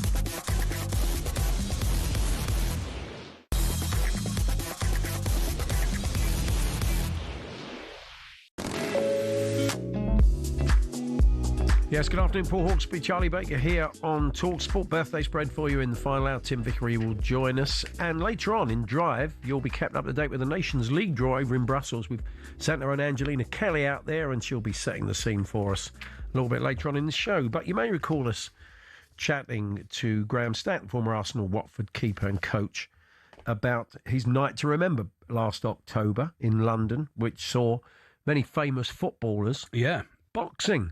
It included David Bentley versus Jody Morris, Leroy Lita versus David Noble, and our old mate Lee Bircham's been in touch. He said, you must ask Stacky whether we're going to see Noble v Lita too. It's the rematch people want. My man really? Nobby is ready, he said. I don't know if he's on the bill. That was in London. This is in Liverpool. They've got a big night in Liverpool. And joining us to chat about it is Graham Stack, and somebody who's going in again. Unbelievable. Fighting for the second time, Swansea legend Lee Trundle. Good afternoon, guys. Hello, lads. Afternoon. So, Stacky, is that going to happen? Is the Noble Lita fight too that Lee Bircham wants? Is that on the card or not? You know what? It could be backed by popular demand. I think if anyone see the last fight, it was an absolute all-out war. Two cracking characters, good friends of mine, and it was some battle on the night. September 1's a little way off yet, so the card's not being confirmed, but. One thing I wouldn't want to do, I wouldn't want to shut the door on either of them because they both put on such a great performance. Now, Lee, you fought Anthony Gardner, big Anthony Gardner, last time, Spurs fame, and we said he was a bit of the Tommy Hearns about him. You were giving away about 5 inches height and reach. And now you're going in with Chris Owellamo, who's 6'4". So this is a mistake, Liam. I looked at who you were fighting, and I thought this is a mistake. You like punching up, don't you? Clearly. Well, I don't. I speak to Stacky. He's the one who's making the Big Chris. Well, no, listen, it was great to get in there with Anthony and experience that as my first fight. I went to Swansea after that in December and had another one. So I've had another fight under my belt. So looking forward to getting in with Chris, although obviously he is a big fella. I'm giving away a bit of height, but I think we'll both put on a good show. Yeah. Had you done boxing before you played football at all, Lee? Have you always... Oh, it was the first ever time I went in a boxing gym in September before the first fight. So obviously the first one never went the way I wanted it to. You know, you go into training and you do all that sparring and then you get in on the fight and it's completely different. Yeah. So, you know, the second one I felt a lot more comfortable in there. So that's why I'm looking forward to getting back out again. Is boxing fitness different to football fitness, Lee, would you say? Yeah, it's completely different. I think it's a lot more demanding on your body. I think with the football, obviously, you've got a rest at times because you'll never have the ball for the full time. But in boxing, you know, you're either attacking or defending, and it's just a completely different fitness, but something that I'm really enjoying. And the thing that I like, you know, each day I go in the gym, I'll come out with learning something else, so I'm getting a little bit better each day. Is there anybody you'd like to fight once you've seen off Chris? Let's let the trash talk begin. Is there somebody... No, listen, I'm not at that level to start calling people out for fights yet. If you call them out for a nutmeg challenge, I'll do that with anyone, but not in the boxing ring yet. Graham, I'm looking through the list of who's fighting. I haven't found your name yet. We're looking for your name. I've been looking through. Are you just the sort of slippery promoter, are you? Graham Stack versus Jimmy Cranky, it says, on the undercard. One thing I will make very, very clear is I was due to actually fight in the first one. If you would have known the pressure and what I was under to actually put the event on, what I didn't want to do, I didn't want to sacrifice me getting in the ring and winning a fight and the event being a complete and utter failure. So I put myself at the back for that one. But I assure you now I'll be fighting in September when we go back to London. I need to get this one right once again. It's only the second time I've been doing this. So. Still a few teething problems. I say problems that are very easily ironed out, but I need to make sure that I'm a little bit unselfish in respect that it's not about me, it's about other lads. I'll get my time when it's ready. I'm hoping that will definitely be in September because I want to experience what these boys have been through. Yeah. I can see the journey these lads have been on. I can see the benefits to the training camp, to being involved in such a wonderful night, and I've got to the point now where I really do want a little bit of that.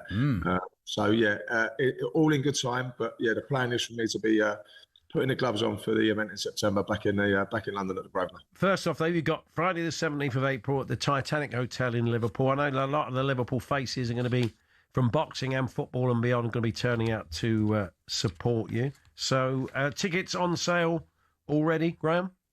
Yes, you can. If you head to the website, proprojectpromotions.com, you're able to book tables, half-table packages. As well as that, it's going to be streamed on talkSPORT Boxing. Yeah, it's good. So it's going to be brilliant. We're going to have, not only are we going to have some incredible...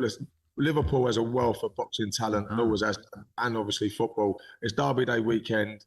We're going to have loads of people coming here on the night, special guests, ex-players, ex-boxers. We're going to be absolutely blessed with talent in the room in terms of the Smith brothers, Big Pricey, Tony Bellew, Q&A with Neil Ruddock, Franny Jeffers and Jamie Carragher. Oh, wow. We're going to have a boxing Q&A with Johnny Nelson, David Price, and Tony Bellew. Sure. Yeah, so we've got a Q&A, boxing Q&A, and a football Q&A. So we're going to be, and we've got entertainment, comedian, and whatever else. But listen, we want as much help and support from people out there as possible. There's going to be the opportunity to donate as well to help us raise money. Last time I was on, we want to get to £500,000 in a year. We're up to about 130k with 2 more events to go. So obviously with the support from the public, I'm sure we can get there. Bob Wilson's Willow Foundation, Helping Hands, Play Skills, Sport in Mind have all benefited so far. So Gabby Agbonlahor, you got to get in there. That's who I think needs to be in there from talkSPORT. Who was he slagging off the other day? O'Hara. Agbonlahor O'Hara. That's what we need to see. He was slagging off Jamie. Yeah, I think so. I would love to do a talkSPORT bout. So if you could get 2 of the boys from talkSPORT on the bill, then what a way to sort a few things out. Maybe someone from the breakfast show and somebody else. Or if we could get Darren Bent on the show. Benty versus Jacobs. Andy Jacobs versus Benty. Yeah, Simon Jordan v Jeff Stelling. We'd all pay for that. But Simon would be like, he'd be a bit bare knuckle. Very old school. He'd be bare knuckle, wouldn't he? Gentleman Simon Jordan, apparently. No, good idea. Good idea. We were all shocked and stunned the other day, Stacky, to see that Watford had changed their manager. It doesn't happen very often, does it? But another change in the dugout for them. I think, it's not a surprise, is it? The only surprise was he walked. So that was probably the only surprise. Look, I think the club were going in the right direction, certainly, under Javi. I think they were doing really well, just outside the playoffs. And now, once again, for the club, it's that change. New manager comes in, different philosophy, different potential tactics, formation, whatever it might be. Might want to recruit differently. There's obviously not got a window now. So listen, listen. I was affiliated with the club. My son still plays for the club.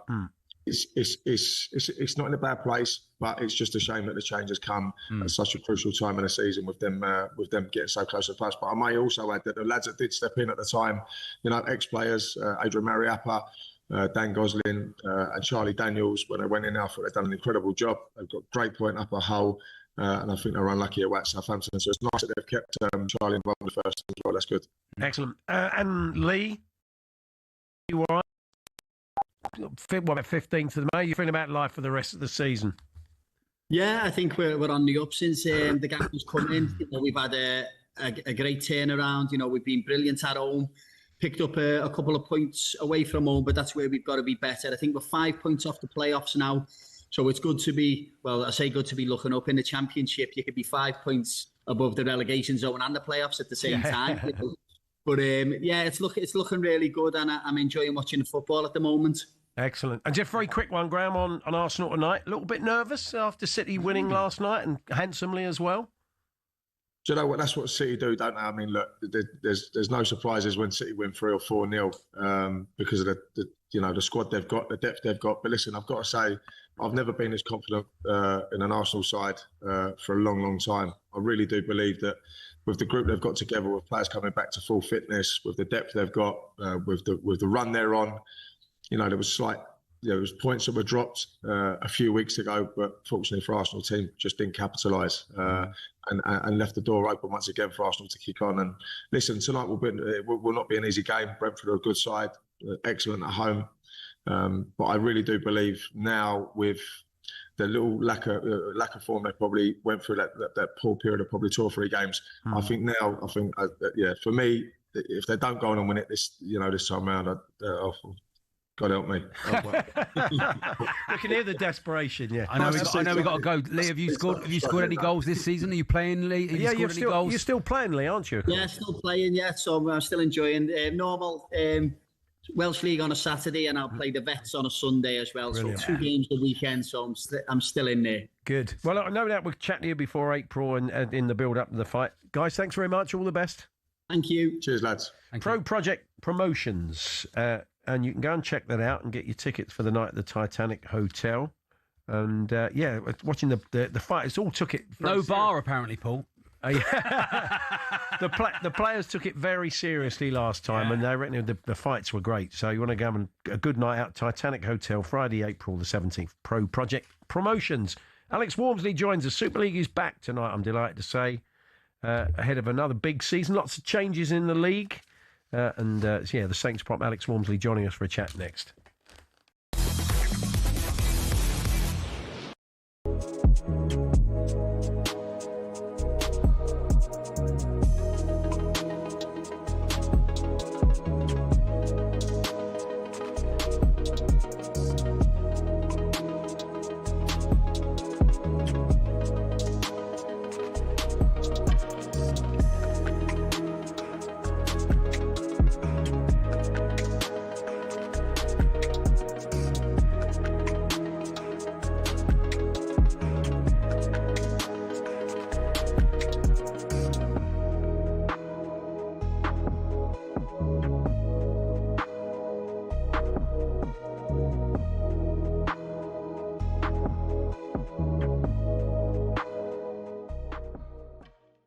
It's coming in that Thomas Tuchel is set to stay as England boss until 2028. Oh, well Hold done. on. New deal. Let me work this. Fantastic. How does, with a great respect, I'm not going to go at Thomas Tuchel, but the World Cup, the big test, is yet to come. How can you give him an extension? Do you know why? Because there's so many clubs looking for a manager.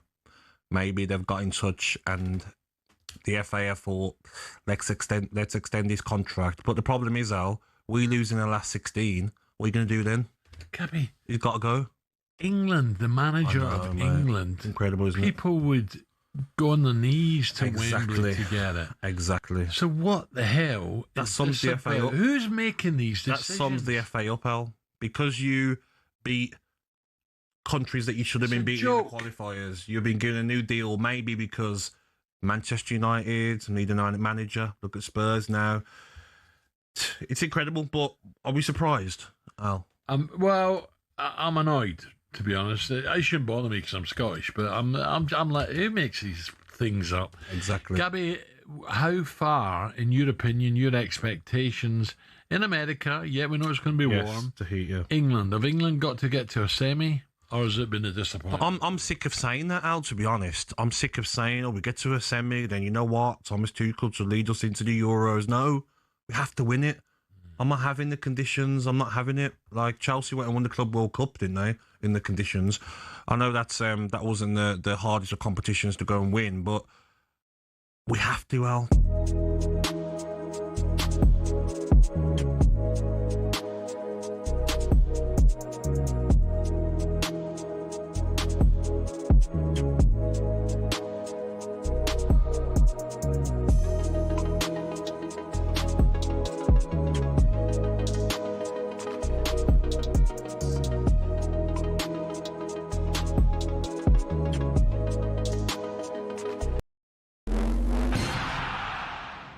Thomas Tuchel says he didn't hesitate when asked to extend his England contract.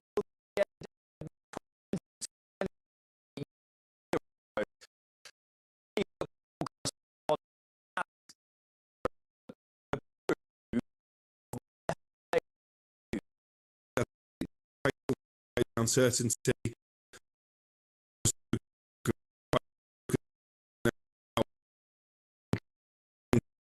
World Cup, but it's no longer the be-all and end-all. He won't be judged solely on what happens in North America in the summer. Elsewhere, Nottingham Forest are talking to Vitor Pereira about taking over from the sacked Sean Dyche. Well, talkSPORT presenter and Forest fan Max Scott wants the club to consider reappointing one of their many former managers. If we do return to the Championship, how great would it be to have Steve Cooper back to inject a bit of good feeling into the club? There's not a chance that I think he'd manage us in the Premier League. We understand Roberto De Zerbi is being sounded out for the Spurs job, but the board haven't yet decided if they want a permanent replacement for Thomas Frank or an interim until May. And at the Winter Olympics, IOC spokesperson Mark Adams has explained why Ukrainian skeleton pilot is banned from competing today. We wanted him before and after to express himself, but for that 1 minute of competition, we asked him not to make this expression. Vladislav Heriskevich was asked not to wear a crash helmet covered in pictures of athletes killed during Russia's invasion. He refused, saying, "This is the price of our dignity."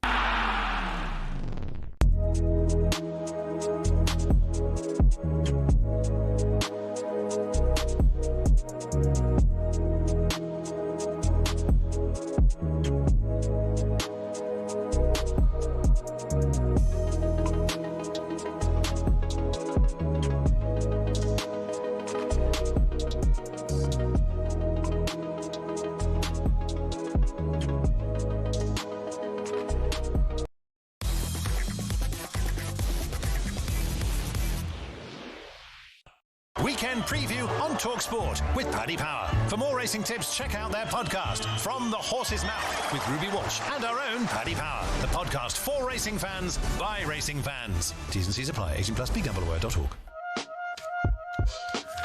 A bit of news coming into us. talkSPORT understands that Vitor Pereira has agreed to become the new Nottingham Forest manager. More on that as we get it, but that is our understanding. So not a massive shock, but a little bit of confirmation as far as we know. But we await the white smoke from Forest. Anyway, before that, time to talk racing. Just a month off of Cheltenham. Can't wait, as Alan always says. Can't wait. We'll be there, Paul. How many more sleeps? We'll be there. We're looking forward to it. But let's, in the build-up of Cheltenham, let's get all the latest news and odds from Paddy Power with Ryan McHugh. Hi, Ryan. Hey, Ryan. Yeah, hi, lads. Hope you're both keeping well. Yeah, not so bad. Thanks, so, Ryan. we got a bit of Cheltenham in mind as we look at the racing this weekend. Yeah, every week now we get closer to the festival, lads. You have less and less horses that will run this weekend that will appear at the festival. But we have a few this weekend that hopefully will. I'll touch on them in due course. But the Kingwell Hurdle at Wincanton is an interesting race on Saturday. You have Alexei trying to prove himself coming out of handicap company. He takes on Roubaud, who is proven at this level. At the prices, I thought Roubaud at 2-1 might be the bet to have in the race. Cabral de Matan is a really interesting horse as well. And he runs on Saturday in the Rendlesham Hurdle at Haydock in the 2:05. He's been a big improver for Dan Skelton this season. He is a 1-2 chance to win on Saturday. I won't be having a bet in the race myself, but it will be interesting to see whether the trainer does elect to run him in the Stayers Hurdle at the festival next month. He did say that maybe it'll come a year too soon from. We are 6-1 non-or-no bet on Cabral de Matan in the Stayers Hurdle. If people wanted to avail on that, you'll obviously get your money back if he doesn't run at the festival, but he's a short price on Saturday. Over at Ascot, the Reynoldstown Novices Chase takes place at 150. Thomas Moore is odds on at 5-6 with ourselves at the moment in that. But the Jukebox Kid is an improving horse. He gets £3 from his main market rival, the one I mentioned. So that may see him take this 4 on our contest. 3 o'clock at Ascot, much more competitive race. I thought Jipco had a decent chance at around 11-2. He was a 10-length winner at Leicester when last seen, over slightly shorter in trip. But he's a nice racing weight of 10 stone 7 on his back, even though the handicapper did hit him with an £8 hike for winning that Leicester race last time. And finally, lads, the Ascot Chase at 3:35 is a sole Grade 1 on Saturday. It sees John Bond try to win this race for the first time, stepping up in trip. It doesn't look the strongest of contests for a Grade 1, so hopefully he'll be able to get his head in front for the 20th time in his career. And speaking of the Cheltenham Festival, the Ryanair Chase might be his target after Saturday's contest. Brilliant. Thank you, Ryan. As Cheers, always. Ryan. Thanks, lads. If you want to keep up with all the latest racing news, Paddy Powers from the Horse's Mouth podcast is available every week, and you can download the latest podcasts from your usual podcast provider now. 18+, begambleaware.org. Weekend preview on talkSPORT with Paddy Power. For more racing tips, check out their podcast, From the Horse's Mouth, with Ruby Walsh and our own Paddy Power. The podcast for racing fans, by racing fans. T's and C's apply. 18+, begambleaware.org.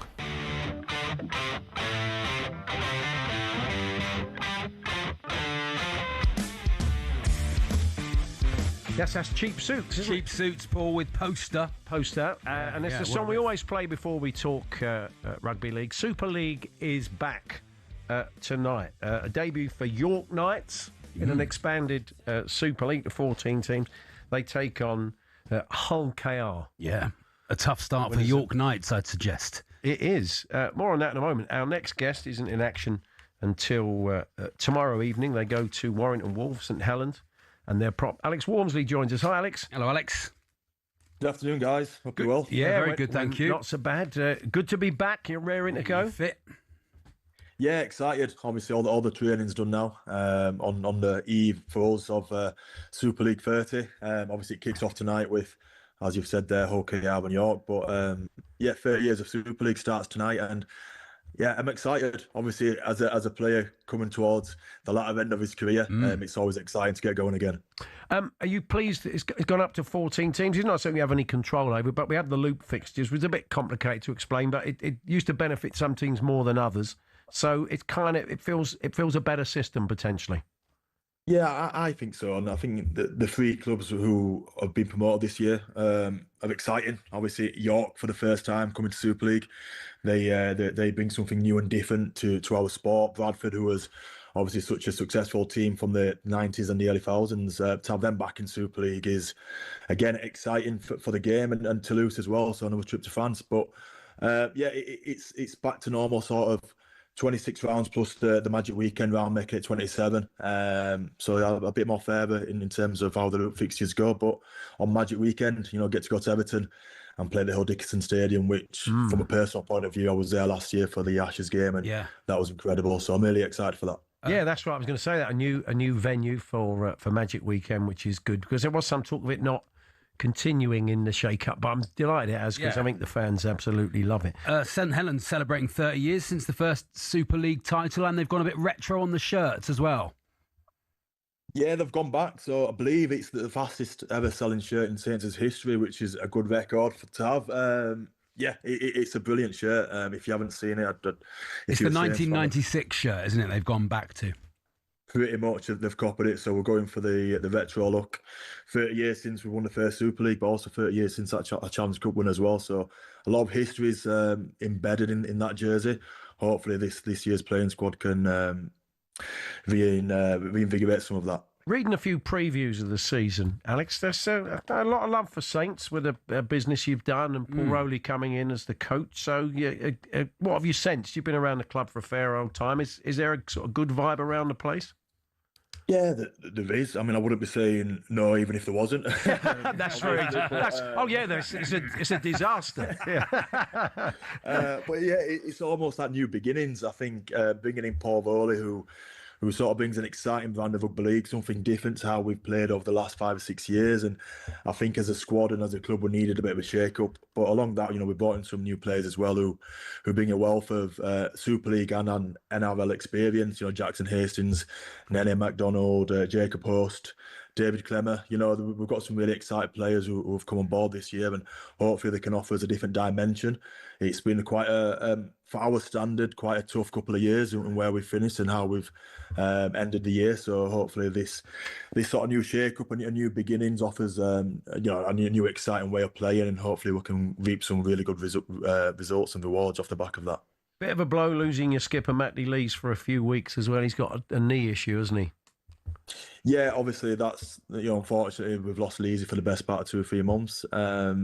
You can't replace people like Leesy. All you do is sort of ring around the rest of the squad and do your best to kind of fill in that void as best you can. But like I said, we've got a squad here what's full of NRL and Super League experience. Obviously, Lee's disappointment is someone else's opportunity, and someone's going to come in tomorrow night and fill that job. And we as a squad need to make sure that we respond and do his best without having Leesy there. I see one of the new teams is Toulouse Olympique. Yes, that's right. A weekend in Toulouse. I'm not casting aspersions on Warrington, but I think I'd prefer a weekend in Toulouse. You reckon the sausages are better? Do you? It'd be good for the fan. Be good for the fans, wouldn't it? Yeah, absolutely. One thing you can say about the Catalan and the Toulouse away trips obviously offers a new experience for fans. Toulouse was in there a couple of years ago, and from a player's opportunity and experience, it's a brilliant place to go to and play rugby. So, look, as a sport, we're trying to grow. 2025 was a record-breaking year for Super League. We had more people watching on Sky, biggest crowds in our history.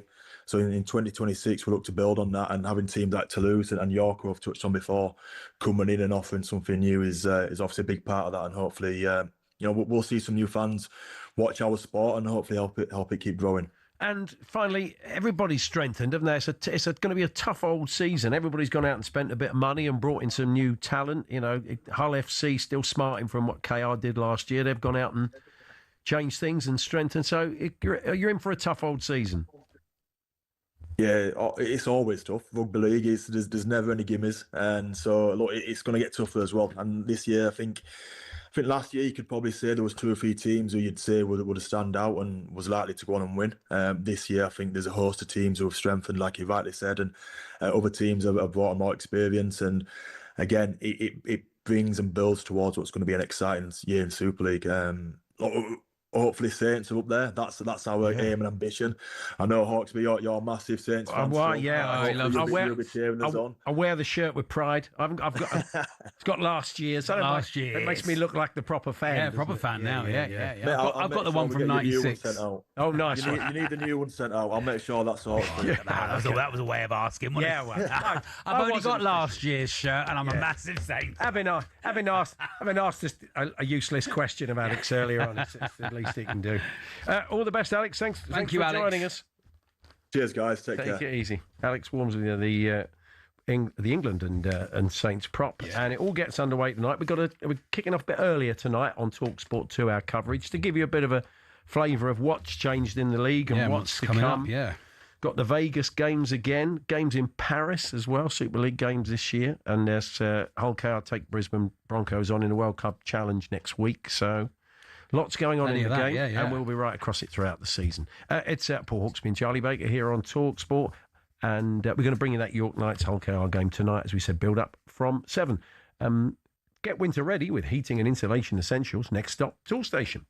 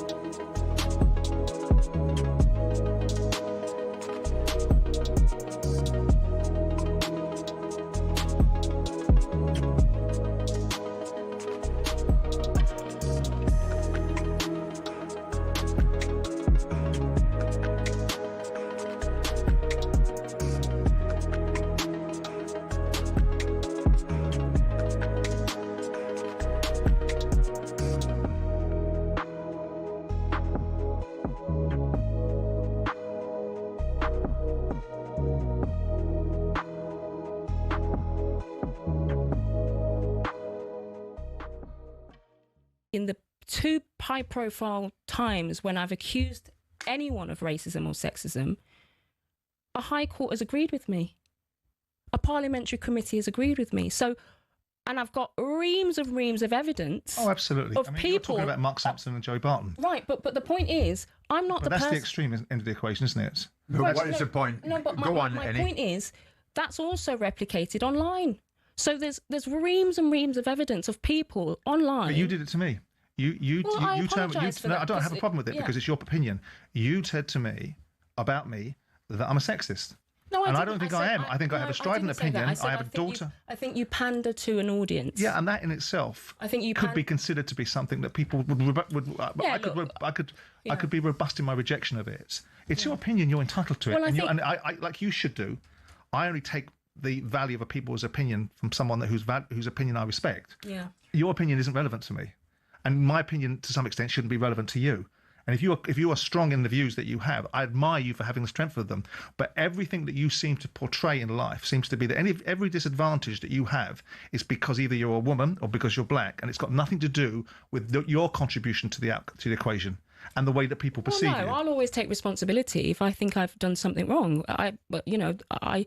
I'm the first person to apologise if I think, oh, I shouldn't have said that, or that went the wrong way. You can find multiple examples of me apologising, but there is a reality that I do suffer sometimes a disadvantage because people abuse me for my identity. They don't actually focus on, I don't think she's a good person or good pundit because of X, Y, Z. They go into attacking your identity. Those are two different things.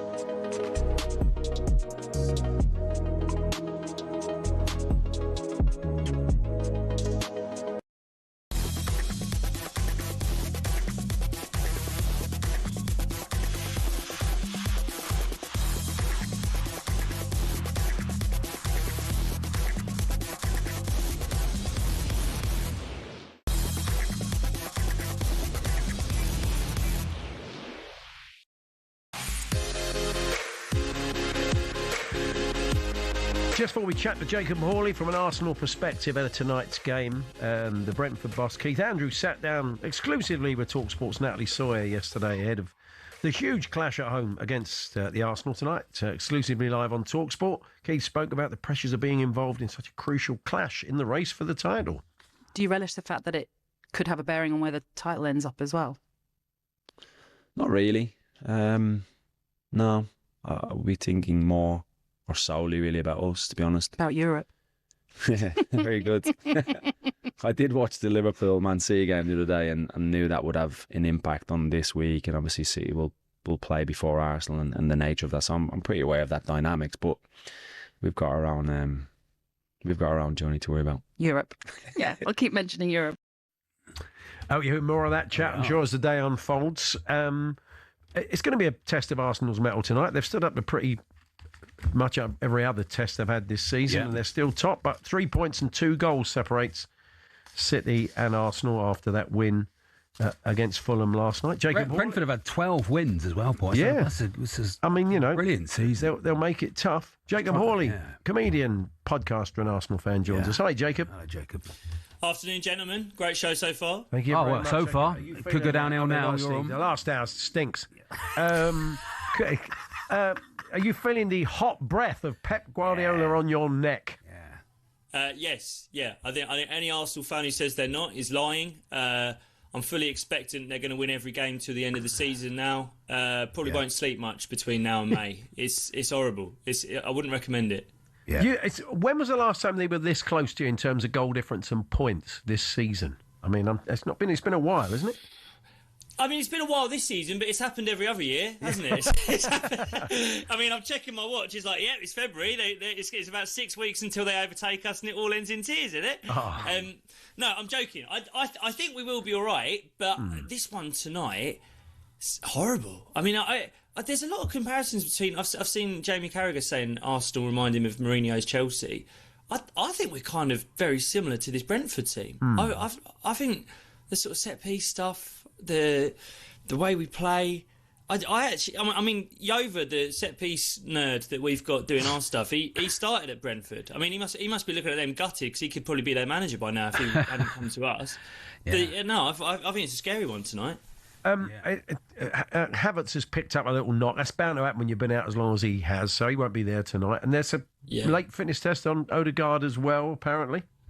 Yeah, Saka's a doubt as well, I think. So there's a few of them. But, I mean, look, we got about 60 players. That's the whole point of what we did last time. 60 good players, really. Yeah. I mean, look, this is a game you'd love to see Eze light it up tonight. Gyökeres has started scoring goals. There's no excuses. We've got to go out there and do it. Yeah, you've got a relatively easy February. You got Tottenham. You got tonight. You got Spurs. And you got new manager bounce. And you got new manager bounce. Wolves away. So you'd be hoping, I think, for maximum points there. And then April the 18th is the one. Saturday 18th of April is Man City Arsenal. That one's been in That's the a calendar. loomer, isn't it? That's a loomer. Yeah. That's the one that's been sort of staring at me from the calendar the whole season. Look. If we want to win the title, you've got to win those big games. And if we're honest with ourselves as Arsenal fans, we've not been great at that this season. We've not managed to beat Liverpool. We obviously drew to City at home. We've lost to Manchester United. I think if we want to win the title, you have to go and win big games against big teams. And I think they'll be looking at that game at the Etihad and saying, whatever happens between now and then, we're probably going to have to beat them to win the title. But I think we're good enough to do it. It will be a proper old set-piece battle this evening. We can expect that, certainly, can't we? Oh, if you listen, gamblers out there, and I know talkSPORT never promotes gambling, but if there are any gamblers out there, get your money on corners, I'd say. Everybody's going to be looking for them. Just a little nick off for someone to get a corner. Please gamble. I mean, really, the long throws are more advantageous from a Brentford point of view than the corners are. Is it Coyote, the right back they've got there? He's amazing, he's good, man. isn't he? I wouldn't mind Arsenal buying him in the summer just for the throws. Never mind what he does with his feet. Get him in for his arms. Get him in for them biceps. On for the last 5 minutes. If he does what would you count? Is it all falling apart? Not winning the league? Yeah, ultimately. No. If you won the Champions League, would you be happy, Jacob? Of course. If you didn't win the league. Like, come on. We've never won the Champions League. Of course you'd be happy. Like, look, I think at one point we were 9 points ahead in the league. If we then go on to not win it, there's, Patrice Evra will get his Netflix quotes out again. There'll be talk of bottling. It will be awful. But we're in 4 competitions. I think those top 2 are the ones that really matter. I don't think anyone's going to hand wave us throwing the league away if we win the Carabao or the FA Cup. I think we've got to win one of those big 2 competitions this season. But looking at the season so far, there's no reason we shouldn't. We're ahead of City for a reason. It could be back up to 6 points by the end of the evening. 8 wins out of 8 in the Champions League. I'm not here to be negative. I'm terrified. I'm nervous. I've got anxiety. But I'm at the same time, I still believe in the team. I think we're good enough to do it. Yeah, I think it'll tell us a lot tonight. If they handle the pressure and get the win, you'd kind of feel, this was a real test. Yeah. I mean, but if I think they'll win tonight. I think think you'll find enough. I can see it maybe odd goal in 3. I can imagine it being quite nervy, Jacob. I think, look, it might be, but I'll say this. City are going to drop more points. I joke about thinking they're going to win every game. They will drop more points. I think they've lost a few this season. They've drawn a few this season. They're not a perfect team. They've got injuries of their own. This isn't one of them like it was 4 years ago where, City got 101 points and Liverpool got 99. I don't think the Premier League's like that anymore. Brentford are really good. We talk about the big 6 clubs a lot, but Brentford are brilliant. They've been unbelievable this season. There's loads of teams that have been great this year. There's loads of other times. If we do drop points tonight, you've got to look at it and go, well, it's away from home against a good team with Odegaard, Saka, Havertz out, a point to point, and City will continue to drop points as well. So I don't want anyone on the sports bar crying their eyes out if we drop points tonight. It's a tough game. There will be. I know. Jacob was getting a bit Kevin Keegan then, and hey, they've still got to go to West Ham, and I would love it. They have got to go. Look, they've got loads of tough games coming up. We get to play them. We shouldn't be looking at that as something looming at us. I know that I am, because I've got no confidence and I'm a beta male. But other Arsenal fans should be looking at that as an opportunity. You can go there and beat them. We're good enough to do it. There should be confidence. It's not going to come from me, but I'm hoping that the rest of the fan base and the players have got it. Well, let's hope the boys are listening on the coach, eh? Nice one. Cheers, Jacob. All the best. Thanks a lot. Thanks, gentlemen. Take care. That's Jacob Hawley, Arsenal fan, comedian, and podcaster. Yeah. Do they get a coach? Arsenal to Brentford? Get the tube. That's a train journey. Yeah. What happened to? They had to kick off the Palace game last night late because they Burnley got there. They're only staying about 2 mile away, and they took them an hour. It's like you go in the wrong time in South London. South London roads, traffic. It's a nightmare for you. It's an absolute nightmare. Anyway, thanks to Jacob. It's live on talkSPORT. Natalie Sawyer's your host, and you'll hear more of her chat with Keith Andrews, the Brentford manager. Sam Matterface, Stuart Pearce are your commentary team. All the build-up from 7, and we will bring you that one. And you can get your calls into the sports bar. Who's going to get has anyone seen treatment from Jason this evening? Will it be the Arsenal Gunnosaurus. Fans, or the Gunner? He'll be in there. Gunnosaurus. Jacob Hawley, he'll get a mention. That's it. They'll all get a mention. Darren Bent, Perry Growth. That's if it doesn't go their way. But still to come, we're off to the Nations League draw in Brussels to set the scene. Angelina Kelly has headed out there for us. Tim Vickery with the best of South American football. Pierre Schumann, who is the Scotland prop, who's been named in the squad for the Calcutta Cup game against England at the weekend in the Six Nations, and a birthday spread. All to come.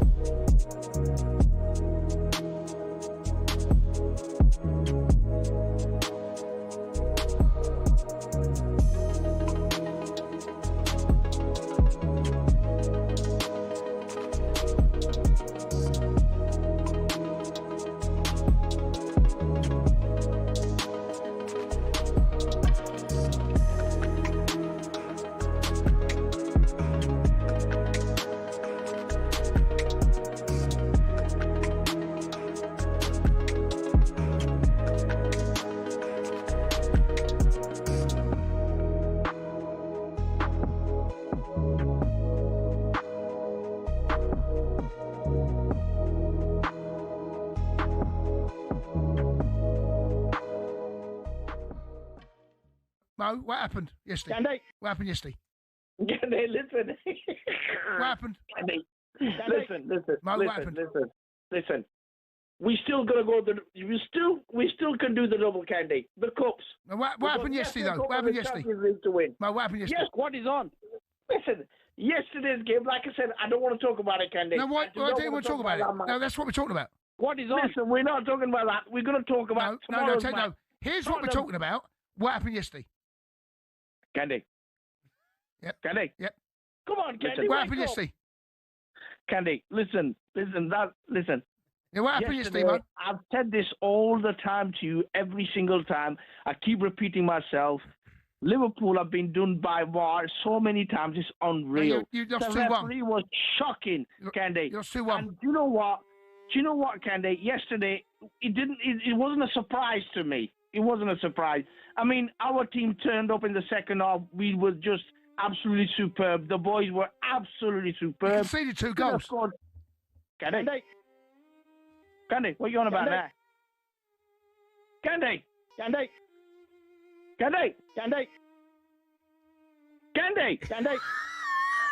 Mo, you conceded 2. Listen, Jimmy G, you can't say anything, yeah? you cannot talk. You've got no room to talk. You can't be blaming VAR, mate. You can't be blaming VAR. I mean, Jimmy G, listen, your captain got sent off. He just done it deliberately.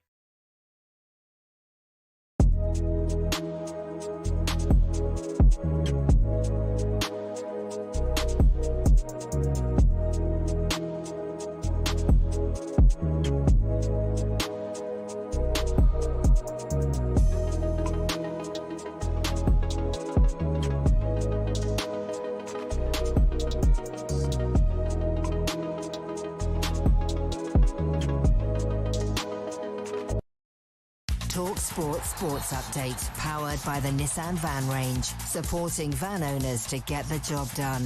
Search Nissan Vans or head to your local Nissan Van Centre. Good afternoon, here are your sports headlines. I'm Will Hobbs, and the breaking news, Vitor Pereira has agreed to become the Nottingham Forest manager. He was sacked by Wolves in November, but he is the man set now to replace Sean Dyche to become their 4th manager of this season. Elsewhere, Thomas Partey has been charged with 2 further counts of rape. He previously appeared in court where he denied allegations of raping 2 women and sexually assaulting another. His trial is scheduled for November. Thomas Tuchel says he didn't hesitate to sign a new England deal until the the 2028 Euros. Support is great. Support will be even greater once we arrive in the big tournaments. It's just an amazing opportunity, and we will put all the effort in to make everyone proud. Alex Crook and Adrian Durham thinks it's a savvy move by the FA. Simon Jordan does not. There's no doubt he's an elite coach, and I like the fact that the players know precisely and concisely where they stand. Yeah. But he has done nothing yet. Simon's also told us the FA shouldn't be getting involved, as they said they'd examine whether Sir Jim Radcliffe's comments about immigration have brought the game into disrepute. Radcliffe's claimed the UK has been colonised by immigrants. He's since apologised if his wording offended people.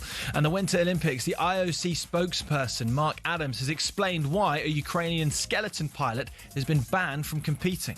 We wanted him before and after to express himself, but for that 1 minute of competition, we asked him not to make this expression. Vladislav Haraskovic was asked not to wear a crash helmet covered in pictures of athletes killed during Russia's invasion. Volodymyr Zelensky's called the decision by the IOC morally appalling, and several changes have been made by Gregor Townsend for the Calcutta Cup. Grant Gilchrist and Ewan Ashman have been dropped. Glasgow's Nathan Macbeth makes his first championship start with Gregor Brown coming into the second row. Jamie Ritchie returns at 6. Matt Fagerson drops to the bench, and Andy Farrell's made 6 changes for Ireland's game against Italy. James Lowe returns on the wing with Robert Balakoon, and Craig Casey also comes in for Jamieson Gibson Park at 9.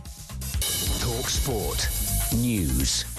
A nursery worker who abused children in his care has been jailed for 18 years, and a court date's been set for Trump's $10 billion lawsuit against the BBC for defamation. More from the news team at past. talkSPORT weather with QuickFit. With expert technicians in all our centres across the country, we'll keep your car's inbuilt safety tech in top condition this winter. Book today at quickfit.com. Spells of rain continuing on a cloudy afternoon across the UK. Sunny spells in the southwest of England. Hill snow in Scotland and northern England.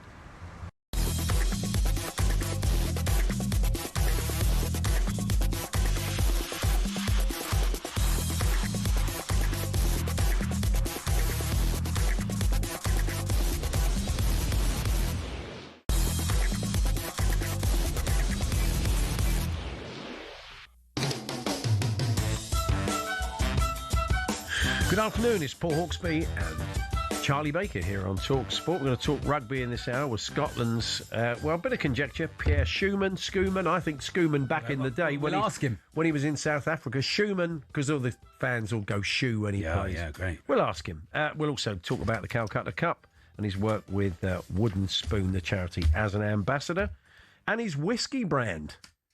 Very nice. Schoeman whiskey. Him and Duane van der Merwe got their own whiskey. Very nice. Anyway, before that, Tim Vicker is going to join us. And before that, after 5, you'll be getting regular updates from the 2026-27 Nations League draw in Brussels. Angelina Kelly is headed over there for talkSPORT. Hi, Angelina. Hello. Hi, Angelina. So what can we expect? What's the jeopardy here? Well, I suppose all the home nations are finding out who they're going to be playing in the Nations League. Yeah, so in a few hours, in the building behind me here in Brussels, we will be finding out who will be facing who. So in League A, we have England and Wales. They're in different pots, so they could actually face each other. They, of course, played a friendly not too long ago, but it seems like England's toughest opponent is likely to be somebody from pot 1, which is going to be Portugal, Spain, France or Germany. Meanwhile, we have Scotland, the Republic of Ireland, Northern Ireland. They're all in League B in different pots as well. So they all could actually face each other as well. So it's going to be pretty interesting. We'll be speaking to the home nation managers. We will be speaking to Thomas Tuchel, of course. We will be congratulating him on that new deal. I think that it's an unexpected one in some senses. He spoke to Adrian Durham and Stuart Pearce on talkSPORT last year and said that he would welcome staying with England after the World Cup. So I think the timing of it is a little bit suspect, raises a few eyebrows for a few people. Of course, he was linked to that Manchester United job. But yeah, we'll be getting the latest on that from him.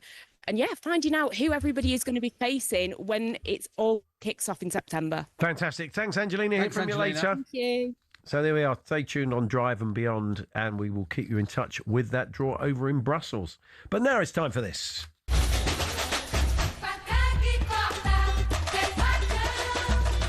Time to head to Rio and catch up with our man on South American football, Tim Vickery. Hi, Tim. Hey, Tim.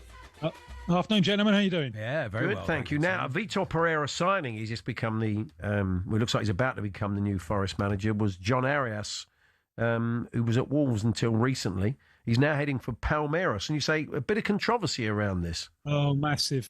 Yeah, because 7-8 months ago, when he left Brazil, Colombian, but really made his career in Brazil with Fluminense, he said, with me, it's not about the money, not about the price tag. When I'll come back to Brazilian football, and the only club that I will consider playing for is Fluminense. No. Didn't have to say it, but he did. And now, just 7 or 8 months later, he joins Palmeiras. Wow. And the Fluminense fans are up in arms. I understand it, because what he never imagined when he put his little signature on the paper. He thought, I'll stay 2 or 3 years or whatever, and then I can come back as a free agent. And, so Fluminense won't have to buy me. Yeah.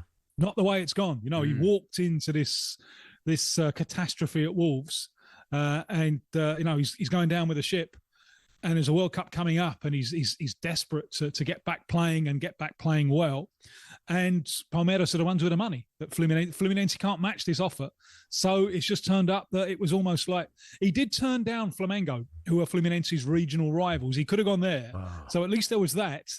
But when he comes back to Rio to play for Palmeiras against Fluminense, he will have a slightly warm, Sol Campbell-esque welcome, I fear. I see we got a Neymar story. We'll come on to that in a moment. I don't know if you've heard the High Performance podcast yet with Maurizio Pochettino and Jesus Perez, his right-hand man and coach. And one of the questions that they were asked was about the players that surprised you when you finally knew them and worked with them. And at PSG, they said Neymar. They said Neymar was the loveliest person. Really? He was like, he just was just a really lovely kid, and sort of, I mean, it wouldn't say but he'd be like gifts for them. Yeah. And just a really personal, and you kind of get this idea of this massive ego that could be difficult to manage. And they said he wasn't like that at all. I've only spoken to him once, and that was many years ago. But I came away with the idea of what a lovely person, what a sweet little guy he is. All of us are light and shade, and we're complex and contradictory, and he certainly is that as well. But it is really striking how popular he is consistently in the dressing rooms where he plays. Yeah. It's really, really striking. And loads of the old guard in Brazil would want him back in the Brazil squad. And he hasn't played top-class football now since October 23, really. He's been coming back for Santos. He couldn't get any momentum up because he kept on breaking down. He hasn't played yet. It looks like he's going to play at the weekend. That's going to be his comeback. He's got almost no time to get back in Brazil's squad for the friendlies in March. And Ancelotti, the coach, he set the bar very, very high. He's saying, I'm only having him if he's 100%. Not 80%. It's a kind of what have you done for anyone lately kind of approach. And we have evidence that the relationship between Neymar and Brazil's FA is not good. This is, gentlemen, a tale of the 21st century, because last Thursday, in fact, Neymar turned 34. And the Brazilian FA did nothing to mark the birthday of the all-time top goal scorer of the Brazilian team. And so what did he do? He went onto his internet thing and he unfollowed Brazil's FA. Did he? He's had a flounce. That's what it is. He's had a Twitter flounce. Well, they sometimes pick people at the World Cup for vibes in the dressing room, and if he's a good guy, they might pick him. Yeah, maybe Brazil won't, but it's interesting. Thomas Tuchel's just signed a new contract, Tim, and Henry Winter was saying that really he's going to win it. I mean, anything else but him winning it will be a failure. I mean, how's it being viewed? Is it the same? I suppose it's always like that in Brazil. Whenever World Cup. Absolutely. Even academic treatises in Brazil talk about World Cups that Brazil won and World Cups that Brazil lost, as if it was like head or tails. I mean, I spoke with Ancelotti when he was appointed, and I said, what this job is. If you win the World Cup, you're a success. Anything else is a failure. And he says, yeah, I know that. It looks like Ancelotti's going to do a deal for the next World Cup before this one. Get it done before this one. That's the safest way, because if it goes wrong in the World Cup, then that deal might not be offered afterwards. No, fair enough. A former Wigan striker is coming out of retirement to try and play for Bolivia in the World Cup. Which one, Tim? Yeah. I mean, maybe Wigan fans don't remember him that much. Marcelo Martins Moreno, who had 12 games on loan for Wigan 15, 16 years ago. He hasn't played for 2 years. He retired from football 2 years ago. He's 38. But he is Bolivia's all-time top goal scorer. They are desperate for goals. They've scored 1 goal in the last 6 friendlies. They've even been calling up veteran, naturalised Paraguayans to try and get my number 9. So he has decided to come back. He's fixed himself up with a team in Bolivia. He will play for free for them in the hope that he can get fit to play the playoff in March. They play Suriname. If they get through that, they play Iraq. If they get through that, they're back in the World Cup for the first time since 1994. So his country is called, and Marcelo Martins Moreno has come out of retirement to try and get them back to the World Cup. And quick one on James Rodriguez. He's gone to his 12th club. I mean, is he expected to be involved in the World Cup? Could this be the lifeline for him? Well, he is. He's Colombia's main man. He Still, only plays all these years on. Wow. Oh, yes. Yeah, the team is him and Luis Diaz plus 9. Wow. But he's only played in the last few years for the Colombian national team because he bounces around from club to club, from country to country. And there are 2 moments of happiness that he gives these clubs. One when they sign him and one when they manage to get rid of him. He doesn't do anything in between. But for Colombia, he is still the main man, and it all revolves around him. But there was a worry because his last club, Mexico, they kind of got rid of him at the end of the year. What's he going to do now? He's fixed himself up. This is his 12th different country. Yeah. Yeah, Amazing. 12 countries. It is extraordinary. It's on this world tour. He's just fixed himself up with a gig at Minnesota United in the States in Major League Soccer. I don't expect even at Minnesota expecting too much from him because he saves it all for the Colombian national team, who go to this World Cup with high hopes, and a lot of those hopes are on James Rodriguez, the man who only seems to play international football and treats his club as a resting home. He'd be a good round on pointless, wouldn't he? He's actually 13 clubs in 12 countries. That is a good round, yeah. And we'll always have that volley, won't we? I just want to tell Tim, I know you're Spurs, and Paul, obviously Spurs. One of the callers yesterday suggested Sol Campbell for the interim job. Yeah. Take no notice of him, Tim. He did. It's just a wind-up. No, one of the callers suggested. Yeah, I bet they What about did. Sol Campbell? Was it Chris, the Arsenal fan, by any chance? Imagine Sol Campbell turns up for the derby. Well, yeah. And he's on the Spurs bench till half time. Yeah, don't hold your breath. Cheers, Tim. We'll catch up with you next week. Yeah, that's why they call you Charlie Broadcaster, the Notorious Baker. Exactly. Yeah. I think that's what they're calling me. Something beginning with C and B. There we are. That's Tim Vicker, our man in Rio, with the latest from South America. Pierre Schumann joining us next. The Scotland prop had been announced in the squad for the Calcutta Cup at the weekend. We'll be chatting to him, talking a bit of whiskey and his work with the good people at Wooden Spoon. That's all coming up shortly. We're here with Tool Station. Pick up your wet weather essentials today. Next stop, Tool Station.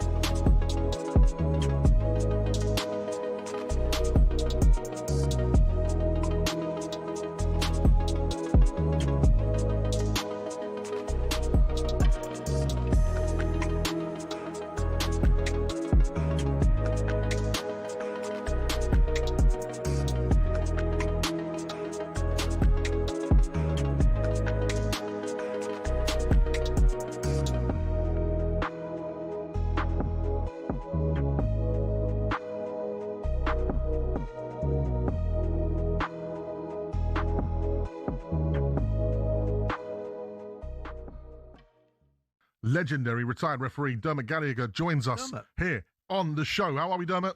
Hi, Majestic. Hi, Al. Hi, Dermot. Listen, let's just get your thoughts off that straight off the bat. We don't want to ask you no questions. You're the ref. Tell us what you saw. I have to say, I get what Alan says, and I think lots and lots of people will say, give the goal. It keeps 11 against 11. It keeps everybody happy. But when you look at it, there's no doubt whatsoever Szoboszlai is fouled, and by Haaland fouling him, he will argue that stopped him clearing the ball off the line. But you go back, the only reason Szoboszlai gets that far back is because he actually hauls Haaland back. That's the first foul.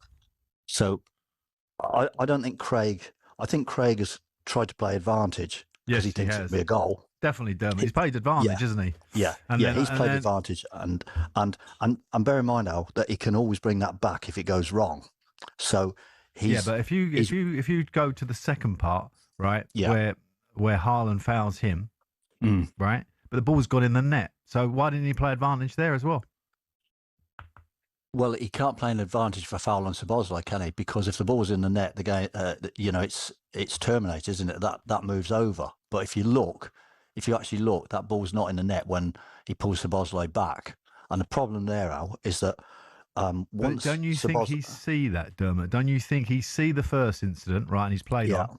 Yeah. He's seen the second incident. He must have seen it. It was fairly obvious.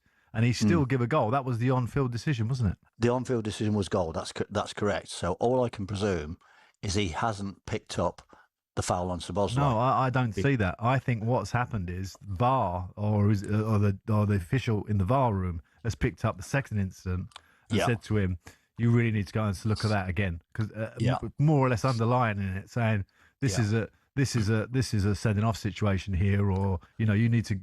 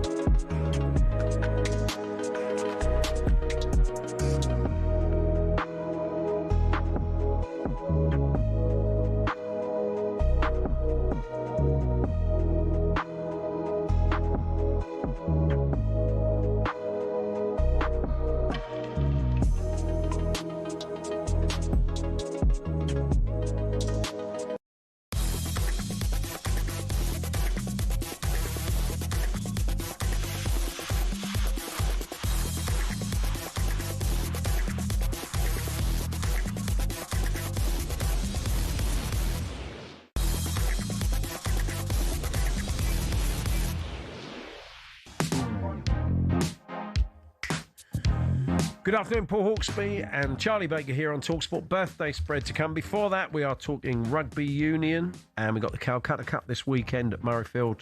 Scotland taking on England. England facing a wounded animal after Scotland's defeat. Didn't show up, Paul. A rain-soaked defeat to Italy last weekend. Joining us now, the Scotland prop has been named in the squad for today.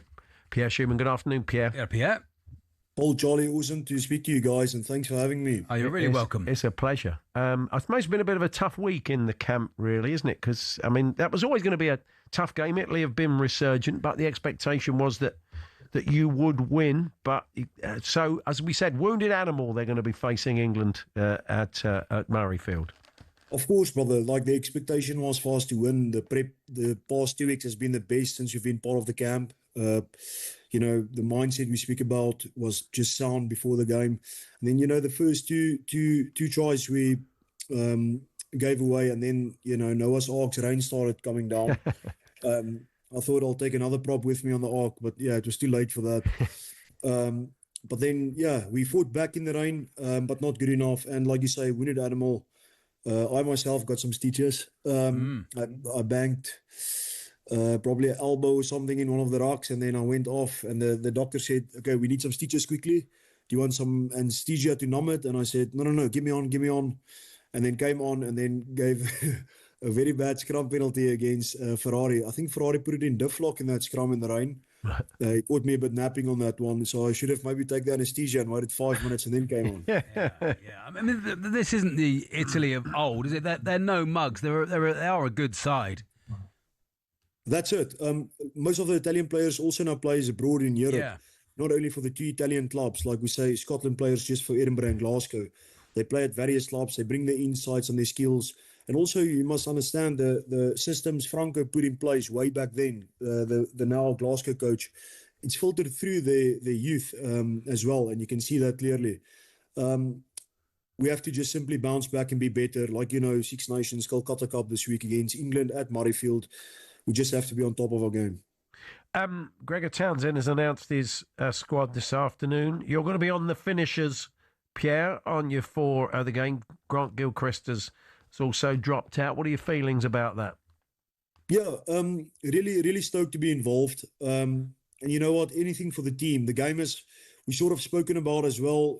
Most of the big games, the All Blacks, the French games. Well, now you can chuck in Italy there as well. Any top 10 basically team that we play against, Paul and Charlie, we shouldn't have a drop off. So whether you're on the bench, rugby union has become a 23 player sport. Yeah. People use their bench now strategically as well. As you can see, South Africa took the lead, the Springboks. But now most of the teams do that the same. And yeah, Gilly, very experienced. There's a bit of a shuffle in the pack. I think the back line, obviously, as you could see, stays the same. And hopefully we show a bit more of what we're about and what we replicated in training.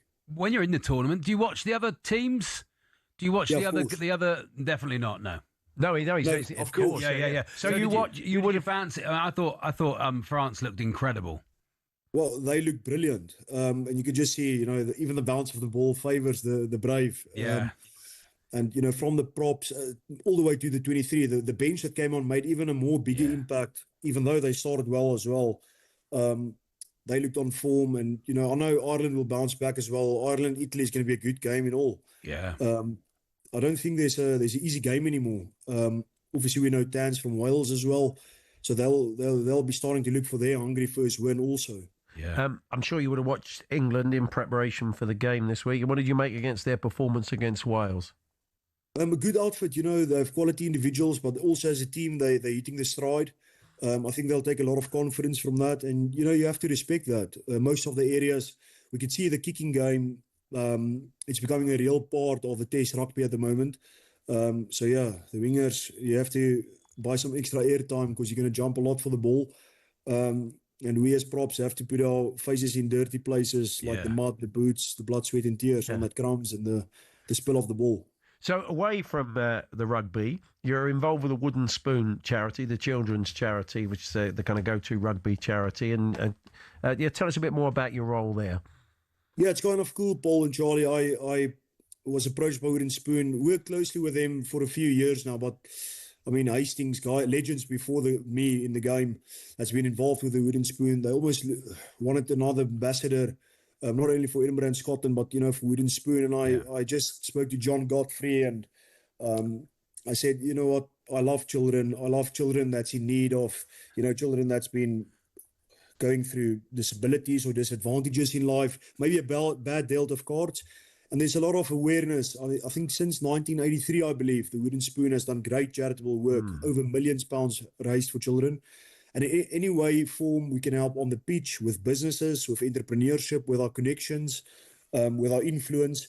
I think now they're struggling to get 1 out of 10 applications to approved for the charity because of funds. Right. So really, my job is here to vouch and stand for to raise a bit more funds, whether that's through merchandise, selling whiskey, doing talks, Q&As, bit of kit, connecting people in the industry as well, and sharing our testimonials, if you may, just to raise awareness for Wooden Spoon, but not raise awareness just for fluffering around, to actually make a good positive impact, raise some money, especially for children. Yeah.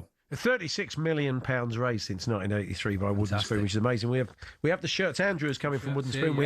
We have the shirts. Look at that. I've got that is brilliant. And so I'm a Canterbury ambassador as well. It's a double whammy. You mentioned whiskey there. You and Duran van der Merwe have set up Hurrendine Whiskey. I was just checking it out as a whiskey lover. It's a Speyside. It sounds very nice. It sounds like nice, easy drinking. Yes. So to tell you a bit more about that, Hurrendine is a type of swallow that semi-migrates between destinations, like we being brought up in South Africa. And moved to Scotland, and we made it home. Like a swallow, every now and then the weather gets a bit short, so you have to move. But home will be Scotland as well now. And we decided it has to be premium. We don't want to stick our face to a product and give it to the agents to punt. So on every off day, We go see venues, meetings, on-trade, retail, gifting, distribution, and fulfillment. And everyone's so, like you yourself as a whiskey lover, everyone's so complimentary in the single malt whiskey industry. In the whiskey industry, you don't come to compete. You admire each other's fish and you keep fishing in the same areas. Oh, that's nice. Oh, that's a nice fish. Well done. Look at my fish, you know. Yeah. And everyone just simply enjoys it. And you know, whiskey, that means water of life. We believe, yeah, the weather is probably not the best in Scotland, but every drop of rain, we believe today's rain is tomorrow's whiskey. And we can do cool stuff with it. You can enjoy it. You can bottle memories, like we've done with the 12-year-old single malt. Yeah. But you can also raise awareness. And like with the Wooden Spoon, we will do £20 per bottle. So our 12-year-old will retail for £75 and £20 that will be sold through Wooden Spoon. Maybe young pops, we're speaking to them as well because them and Wooden Spoon is connected. We will give that parcella for free just for the Wooden Spoon for all the charities to do whatever applications they want to do with it. Great news. I mean, I'm pleased with the shirt, you know, but yeah, the 12-year-old malt whiskey. Charlie, you're pushing your luck there. You go give your money a Wooden Spoon. There is a 12 and a 15 as well. Great stuff. Hurrindine is the website. If you want to go and check it out with money going to Wooden Spoon. Pierre, all the best. Good luck, Pierre. Enjoy the game of the weekend. Thanks very much. Thank you, lads. All the best. Thanks for having us. Thank you very much. There we are, Pierre Schumann there of Edinburgh and indeed Scotland, and we'll keep. If you were watching on YouTube, you could see that he had been in a match at the weekend. Yeah, he's got the old couple of black eyes, and he took a bit of a whack to the face. But yeah, we'll keep in touch with all the Six Nations rugby across the weekend.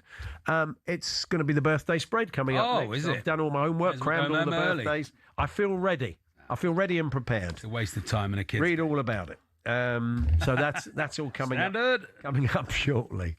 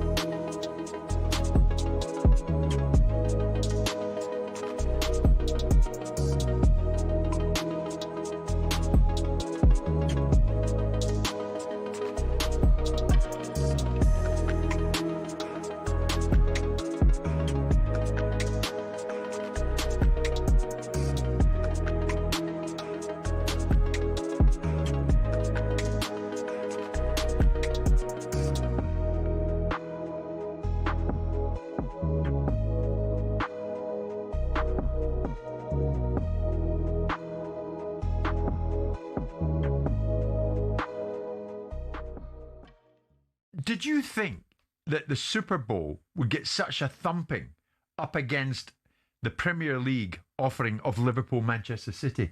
I thought it would be much, much closer. You're talking about a difference of 500 million. You are. But you're talking about, I mean, I've had this argument with Brian T. Smith, who comes in, who I very much like, and makes the case that the Champions League final, I'd say, dwarfs the Super Bowl, and he makes his argument about scale. It makes my argument. Of course it makes my argument. But then you have to look back underneath it and say, this is a worldwide global audience that's watching the Premier League, watching arguably the biggest game in the Premier League. Yeah. And you've got multitude of broadcast deals around the world for a global sport. Ostensibly, despite inroads into various countries where you've had the NFL on tour and it's made its way into Germany and it's made its way into Poland and it's made its way into the UK, it's a North American sport.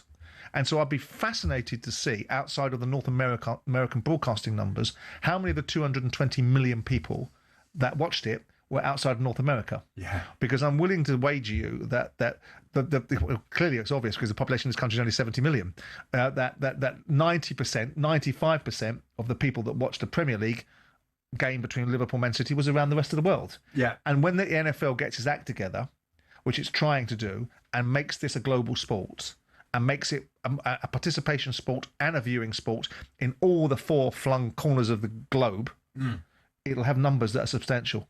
And 220 million people watching it, if I'm right in my thinking, 90% of that will be in North America.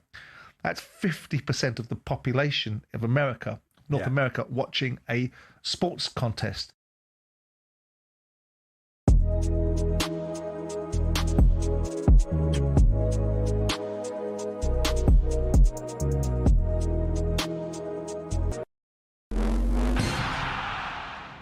Thomas Tuchel says he didn't hesitate when asked to extend his England contract till the end of the 2028 Euros. Our chief football correspondent Alex Crook approves of the FA's move. I think it takes away the uncertainty. Thomas Tuchel can focus now on trying to win the World Cup, but it's no longer the be-all and end-all. He won't be judged solely on what happens in North America in the summer. Elsewhere, Nottingham Forest are talking to Vitor Pereira about taking over from the sacked Sean Dyche. Well, talkSPORT presenter and Forest fan Max Scott wants the club to consider reappointing one of their many former managers. If we do return to the Championship, how great would it be to have Steve Cooper back to inject a bit of good feeling into the club? There's not a chance that I think he'd manage us in the Premier League. We understand Roberto De Zerbi is being sounded out for the Spurs job, but the board haven't yet decided if they want a permanent replacement for Thomas Frank or an interim until May. And at the Winter Olympics, IOC spokesperson Mark Adams has explained why a Ukrainian skeleton pilot is banned from competing today. We wanted him before and after to express himself, but for that 1 minute of competition, we asked him not to make this expression. Vladislav Heriskevich was asked not to wear a crash helmet covered in pictures of athletes killed during Russia's invasion. He refused, saying, "This is the price of our dignity."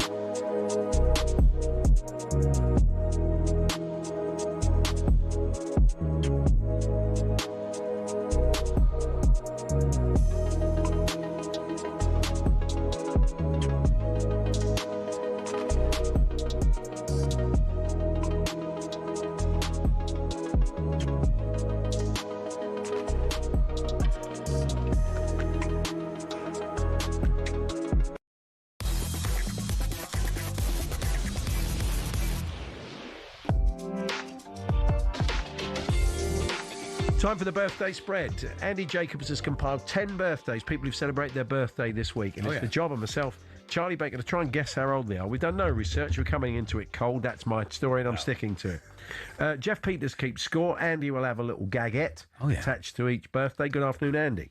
Good afternoon, boys. Hello, Andy. So that rugby player with the whiskey, you sounded really Scottish, didn't you? Yeah, I've never heard anybody sound more South African. I got a slight South African twinge. I wasn't picking up... Or tinge, not twinge. I don't know what Peterhead. South African twinge is. Twinge. Yeah. Anyway, yes. So, Andy, are the gags good today? Quite pleased, actually. Yes, they're sort of silly, but, you know. Okay. Me and Andy bumped into each other this week. I'm staying in Chiswick this week, and I bumped into Andy, and he was eating crisps, and I was eating chips. and we both looked guilty about our choice of snack. Diet of champions. Yeah, absolutely. Mine was worse than his. Still on the steak and chips, it's Jeff Peters. Good afternoon, Jeff. Oh, Jeff. Well done, Jeff. Yeah, a very good afternoon to you all. So, Paul is leading 5-0 this year. It's 6 in a row. That's the big country, isn't it? No, it's the Magnificent Oh, it's Seven. Magnificent Seven. Sorry. You see what I'm doing? So Magnificent Seven, Paul's going for the Magnificent Seven today. All right, thanks for... It's not just thrown together, this. Paul has won, as I say, 5 this year, 6 in a row. The best run before this, 9 in a row for Paul at the end of 24, the start of 25. Yeah. And Andy sent me the gags about 5 minutes ago. So thank goodness for that. The nation cheers. Andy's being really petty today, so the toppers will be worse than ever. Okay. Oh, dear. So let's get on the way Jeff's then. going to riff the toppers. I'll lead us Well, they off. might be good. You never know. Here's Pele and Sergio Mendes. Okay. Birthday number 1. Times are pressing already. is it so, really? Blimey. A very happy birthday No time to for the actress from Game of Thrones, Natalie Dormer. Oh, yeah. Natalie Dormer. And I've got some very exciting news, actually, about Natalie. Oh, She's just formed an opera company with the Leicester and England rugby union star, Ollie Chesham. Right. Chesham Dormer. The Chesham Dormers. I thought she just had a skylight fitted. I thought that's what it was going to be as well. I thought we were going windows, but that was last year. Velets. I'm trying to think. I don't know who Natalie Dormer is. I'm sorry, Natalie, if you're listening. What's the chances? I know her mum, Norma. Norma Dormer. I mean, I'm just having a guess. This could be an absolute disaster. 40. haven't got a clue. What she do? She's in what? She's in Game of Thrones. Don't Game of say Thrones she... and White Lies. White Lies. You said 43 about right, Paul, there. 43. I think she's younger, isn't she? 44. Oh, cool. I got away with one there. Blimey. Well done. Sorry, Natalie. Well done. Got one, Jeff? Got any toppers? What's the score? What's the score? It's Paul 4, Charlie 1. Oh, okay. I like it when Andy goes at Jeff. Oh, it makes me look less. Meow. I know, because he's going to slaughter me the rest of the, the game, so no problem. Okay. On to Charlie leading us off, Okay, it's the composer and songwriter from the Wombles, Mike Batt. Mike Batt. He's done other work as well. If Mike's listening, I'm sure he's got a body of work. Oh, yeah, Bright Eyes. Oh, yeah, okay. Just the two things. To quote Roy Regals, you run the wrong way once. Yeah. Mike Batt. Well, actually, I've got to say, I'm off next week. You know I'm off next week. Oh, because okay. I'm filming a part, actually, quite exciting part. Oh, yeah? In the Roy Regal story. Oh, tremendous. But unfortunately, they've said that Roy has said they don't want to talk about when he ran the wrong way. Yeah, they'll do anything. So they're doing anything but that. So I don't know how the film's going to work, to be honest. A bit like when Jurgen Klinsmann's agent told me and Andy that he would do a Phoenix from the Flames, but he wouldn't do anything about diving. It's great, which kind of slightly killed it for us. Anyway, go on, Andy. One night, I was walking past the house of supermodel Elle Macpherson. Oh, yeah. When I saw Mike hurriedly leaving the house with rock legend Meatloaf, it was like a bat out of hell. No, I ruined it. Have another go at it, Andy. You told it better last year. I ruined it. I did. I had to wait too long. I got nervous. Like a bat out of what then, Andy, was it? Elle. Bat out of L. Okay. I once followed Mike in my car after he left the gig in Humberside. God. It was like a bat out of Hull. Oh, okay. Right. See, he's not had time, has he? Same joke in many ways. That's what happens when you don't have time. Not bad. Same joke. 70. I quite liked it. Same joke, just worse. It's Charlie to guess first. Oh, sorry, Yes, Charlie. it's me now. Yeah. I'll give you a bit of a clue there. Mike Batt. I know who Mike Batt is. Yeah. Sleeps upside down, doesn't he? 80. Yeah, he's that old. I was going to go 76. 77. Oh. Good bit of acting there from a standard. What's the scores? Charlie once again laughing at his own jokes. 3 out. He's on to 4. Paul 1 out onto 5. He's stung this week. Oh, he's terrible, isn't he? Well, he's back in the knife drawer. As he hasn't got toppers, he's just going to be nasty. Exactly. Birthday number. I'm learning from you lot. I'll send them the day before next week. The worm has turned. Not that I'm saying you're a worm, obviously. Birthday number 3. The yachtsman, 4-time Olympic gold medalist, Sir Ben Ainslie. Ben Ainslie. He's got a young face, hasn't he? Got a young face. You got a young face. I got thrown out of his junior athletics club for doubting myself by continuously saying, "What am I like?" I was forced to leave Ainsley Harriers. He should be more weathered, shouldn't he? He's quite a handsome chap, but he's going to do that such a bitter man. He's so awful. Isn't he awful, Andy? Bitter man. Yes. Pots and kettles, Jacobs. Come on. How did he even get this job? We should point out a new scorer. We should point out for new listeners that when Jeff does that reversing, it's because Andy's done that gag before. Ben Ainslie, I'd say. You gave him those buttons. 54. Who is it? Ben Ainslie, not Ainsley Harriet. Hello. Yeah, hello, Jill. Yeah. That's the best clip on the internet, that. The Ainsley Harriet. Hello, Jill. Poor little woman, just sitting there terrified. What do you think? Ben Ainslie. Ben Ainslie. He should be more weathered, shouldn't he? He should have like Sid James. He should be. Yeah, 54. Maybe he didn't never act. Maybe he never did the. Like Hemingway. Maybe he never did it. Maybe he's. Yeah, no, he's definitely on the boats. I've seen him. Crusoe. 54. What do you reckon? Ben Ainslie. 56. 49. Oh, sorry, Ben. If wrong you're way, Regals. Maybe he is more weathered than I thought. What's the scores, Jeff? So what happened there, Charlie? Wrong way, Roy Regal.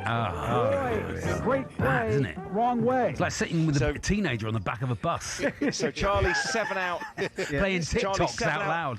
Charlie 7 out onto 11. Paul 5 out onto 10. So Paul takes the lead. Birthday number 4, folks. Here we go. Nice. Okay, one of your favourite people, Paul, the fashion advisor and broadcaster, Trini Woodall. Oh yeah. Trini Woodall. Trini and Susanna, yeah. No, they came on the show with Trini and Susanna. They were down the line. They weren't in the studio. Oh, yeah. And they could tell Andy was like brethren and I was trade. They treated me like trade. If they'd been in, if they'd been in, they would have said, "Can you get us a cup of tea?" Really? They could tell. They saw Andy. They could tell I was saw scarred. Andy's breathing, and they knew he'd been in menswear. They could smell the council estate on me. They just knew, you know. Anyway, I used to do a garden. Yeah. And I looked after a mini orchard, but I couldn't reach the top of the trees. Yeah. It sounds. The more you say it sounds ruder. Is this a Max Miller gag? No. Trini and Susanna's mini orchard. I used to do her garden. Here, I said I used to do your garden. I could never reach your trees. Where? Come on. Oh God! Yeah, I come couldn't pick off the ones below. Oh, no. Yes, I gathered all. Gets worse. It doesn't. I gathered all the Trini low pears. Oh, that's good. Trini and I didn't need a hammer. Very That was good. a bit long, wasn't it? No, it was very good. Oh, he's workshopping now. Yes, playing with fire. Yeah. Playing Okay, with fire. Harold is Trini Woodall. Trini Woodall. Trini Woodall. I don't know what she's done to her face, but she doesn't look her age. I think she's done Woodall. Yeah. Trini Woodall. Yeah. Yeah. I'm trying, Paul. I'm trying to think. Go on, then. I want to say 60, but that feels too old. I'm going to say 60. Oh, you must be in that vicinity. 59. 62. Oh, okay, fair play. Nice. I went a bit higher there. What's the scores, Jeff? Paul 3 out, Charlie 2 out. So after 4, it is What? 13 all. 13 all. Okay, we're going to half time then. The time of pressing. So let's have it, Andy. Let's have it. Okay, it's the musician Danny Goffey. Oh, Danny yeah. Goffey. No idea. He's a fine drummer and vocalist. Okay. But and Goffey has played with some real music legends such as Harry Styles, Ariana Grande, and Oscar Peterson. Danny Goffey is the drummer, or was with Supergrass. What it is. So I'm not going to. Let's play a fair. Oh, yeah, game. I know that is. Yeah, I know that is. So he must be He's young. He is free. Keeps Well, his he's young. teeth nice He's not and clean. 3. He's definitely keeps his teeth nice and clean. He's got to be in his early. All right. Okay. Oh, blimey. Oh, 50. No, that was the name of the song. Oh, I'm sorry. I'm Oh, just being nasty again. 54. 54. Was that going a bit high? Might be a bit high. 54. No, I think you're in about right there. Yeah. I'm going to I want to stick around. Okay. 53. 52. This is very good work. So we're going to half time, Jeff, with the scores at what? Paul 2 out, Charlie 1 out at half-time. It's Paul 15, Charlie 14. What a ding-dong do. Let us lovely know how you're stuff. getting on at half-time. TalkSport.com. Text 1889, tweet TSH and J. Second half of the birthday spread is up next. We're here with Tool Station. Pick up your wet weather essentials today. Next stop, Tool Station.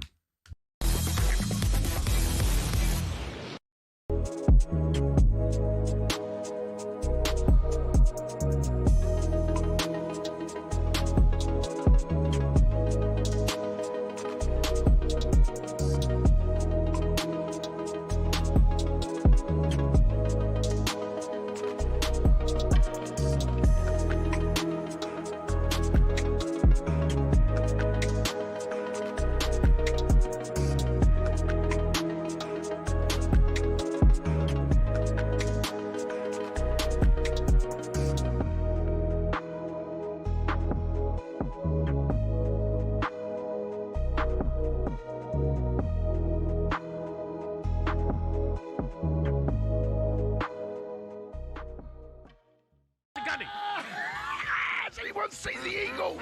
Simon Jordan. Mark Bright. Can you hear me, Brighton? Your boys took with a hell of a beating on the Glasner. Wilfred Zaha. Ian Imo. Can you hear me, Imo? Your boys took with a hell of a beat. The signs leads me behind Selhurst Park. Mark Gay. Eddie the Eagle. Pards. Can you hear me, Pards? Your boys took with a hell of a beat. You chafed in between us. South Croydon train station. Brighty. Salako. Can you hear me, Eagles? You're Mr. Win. Never beat it. Tons of Premier League action to get through tonight, all live across the talkSPORT network. Liverpool have just become the first team to win the Stadium of Light this season. The quad is on. Palace absolute shambles. They've just thrown away a massive 3 points against Burnley. There's one win in 14 games. Wow, ridiculous from Glasner. Forest had to win tonight, and they didn't. Inform West Ham just 3 points behind you. You must be worried. Could Sean Dyche get the sack? Man City get the pressure up on Arsenal. Big win for them. Phil Foden, though, probably should have got sent off. Thomas Frank is gone. Finally, Spurs have 11 days now to prepare to stop Arsenal's title challenge. Who comes in? Get involved in the show. 03 717 22 33 44. What you got? Hello, mate. Yo. How are you? I'm all right, matey. Your club disgracing the Premier League again. Well, honestly, let's not go. You lot. What about? It's just. What Mate, about? honestly, it's like, but it's a bunch of clowns.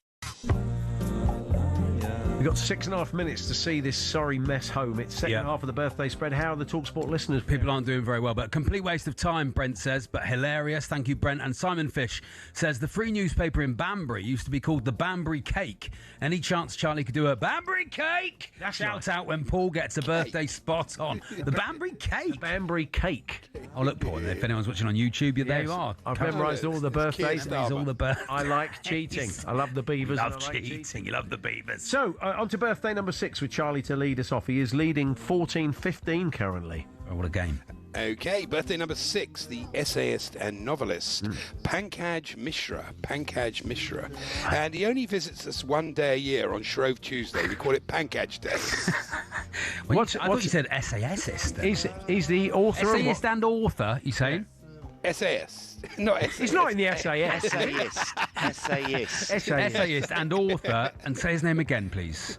Pankaj Mishra. Pankaj Mishra, the essayist and author. In any way. Mishra. Not a clue. Essayist who dares wins. Not a clue who it is.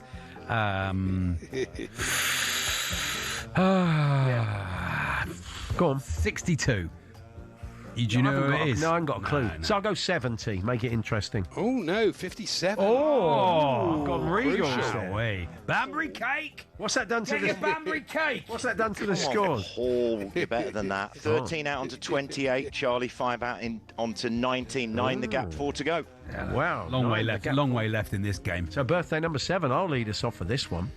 Birthday number 7, the former chief executive for the Campaign to Protect Rural England, Crispin Truman. And at one time, he was forced to admit to me that he was in debt to a well-known American rap star. He said to me, "I know I owe the game."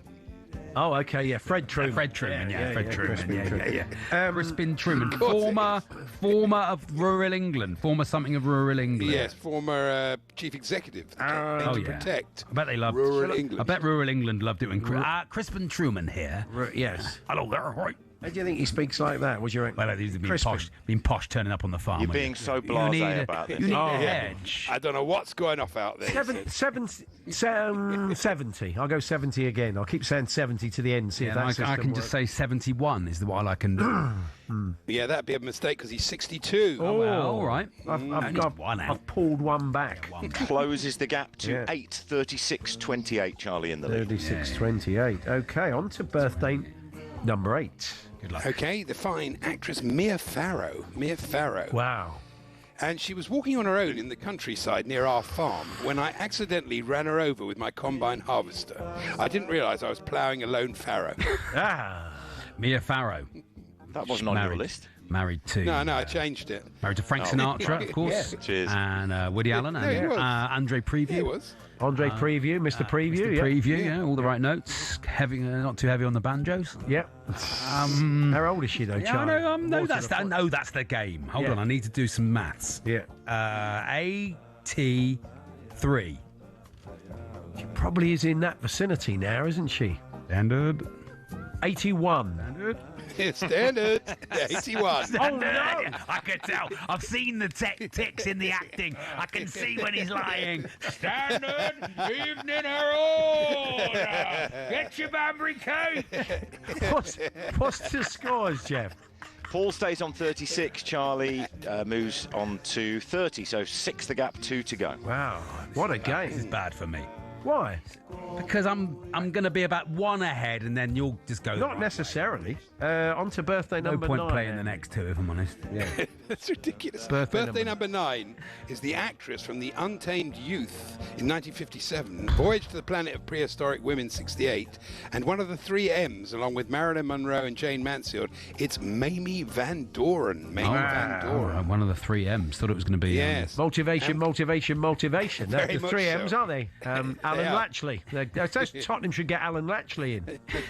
Great manager. We dated for a while, but she said she couldn't understand why I had a Cockney accent. I said to her, maybe it's because I'm a Londoner. That was excellent. I mean, she was in films. She's got to be 100, isn't she? 20. I'm going to go. I don't think I've ever gone 3 figures. No, I'll tell you what. I'll go. I'll have Flake in it. I'll go 99.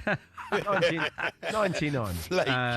Right, so I'll show you my workings out, shall I, Paul? Because I've got to do my maths as I go along. I reckon she's born 1940. Okay. So what is that? 86.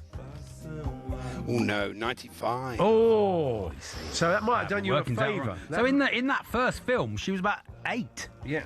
Yeah, maybe. Well, 1957. So what would she have been then? Let's not. We haven't got time. So what's the She's score? 95. Paul 4 out onto 40, and Charlie 9 out onto 39. So Charlie 1 ahead has to go first. Wrong way, Rick. Get Roy on the phone. Get Roy on the phone. So Charlie, 10th birthday in the 50 seconds we have remaining. It's the president of the International Paralympic Committee, Andrew Parsons. Yeah. And one time we used to go to the Edinburgh Military Tattoo every year, dressed in our kilts, commando style. I got used to seeing Nicholas Parsons. So president of the International Paralympic Committee. Yeah. Yeah, president Current. of International. That's what it says. Yeah. It's me, is it? Yeah. Oh, this is tough, isn't it? You got 1 to play with. It's pointless. Well, I've got to go 2 either 2. side, Yeah, it's stupid. Well, no, Could go the wrong way. Stupid game. What do you think he is? Go on. You could be spot on. I feel sick. What do you think? I feel sick. Quick, at a time. 68. 68. It's wrong. I'm going to go too low. 66. On too low. 66.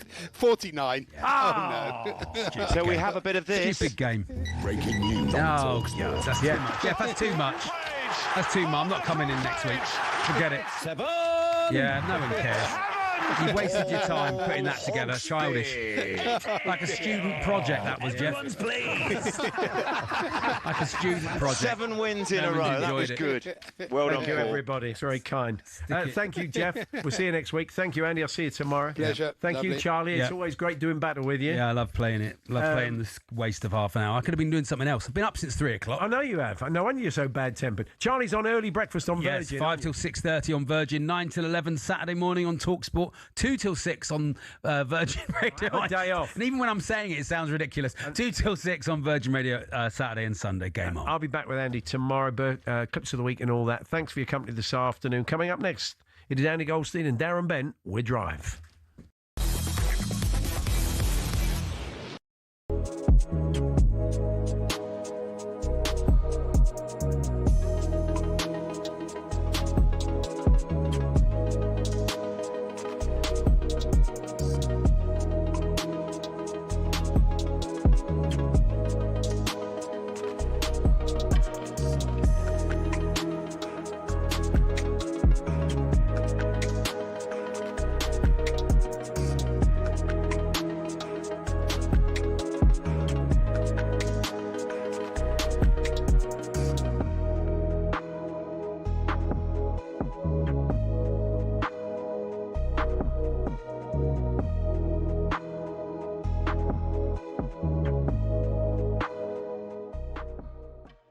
There he is.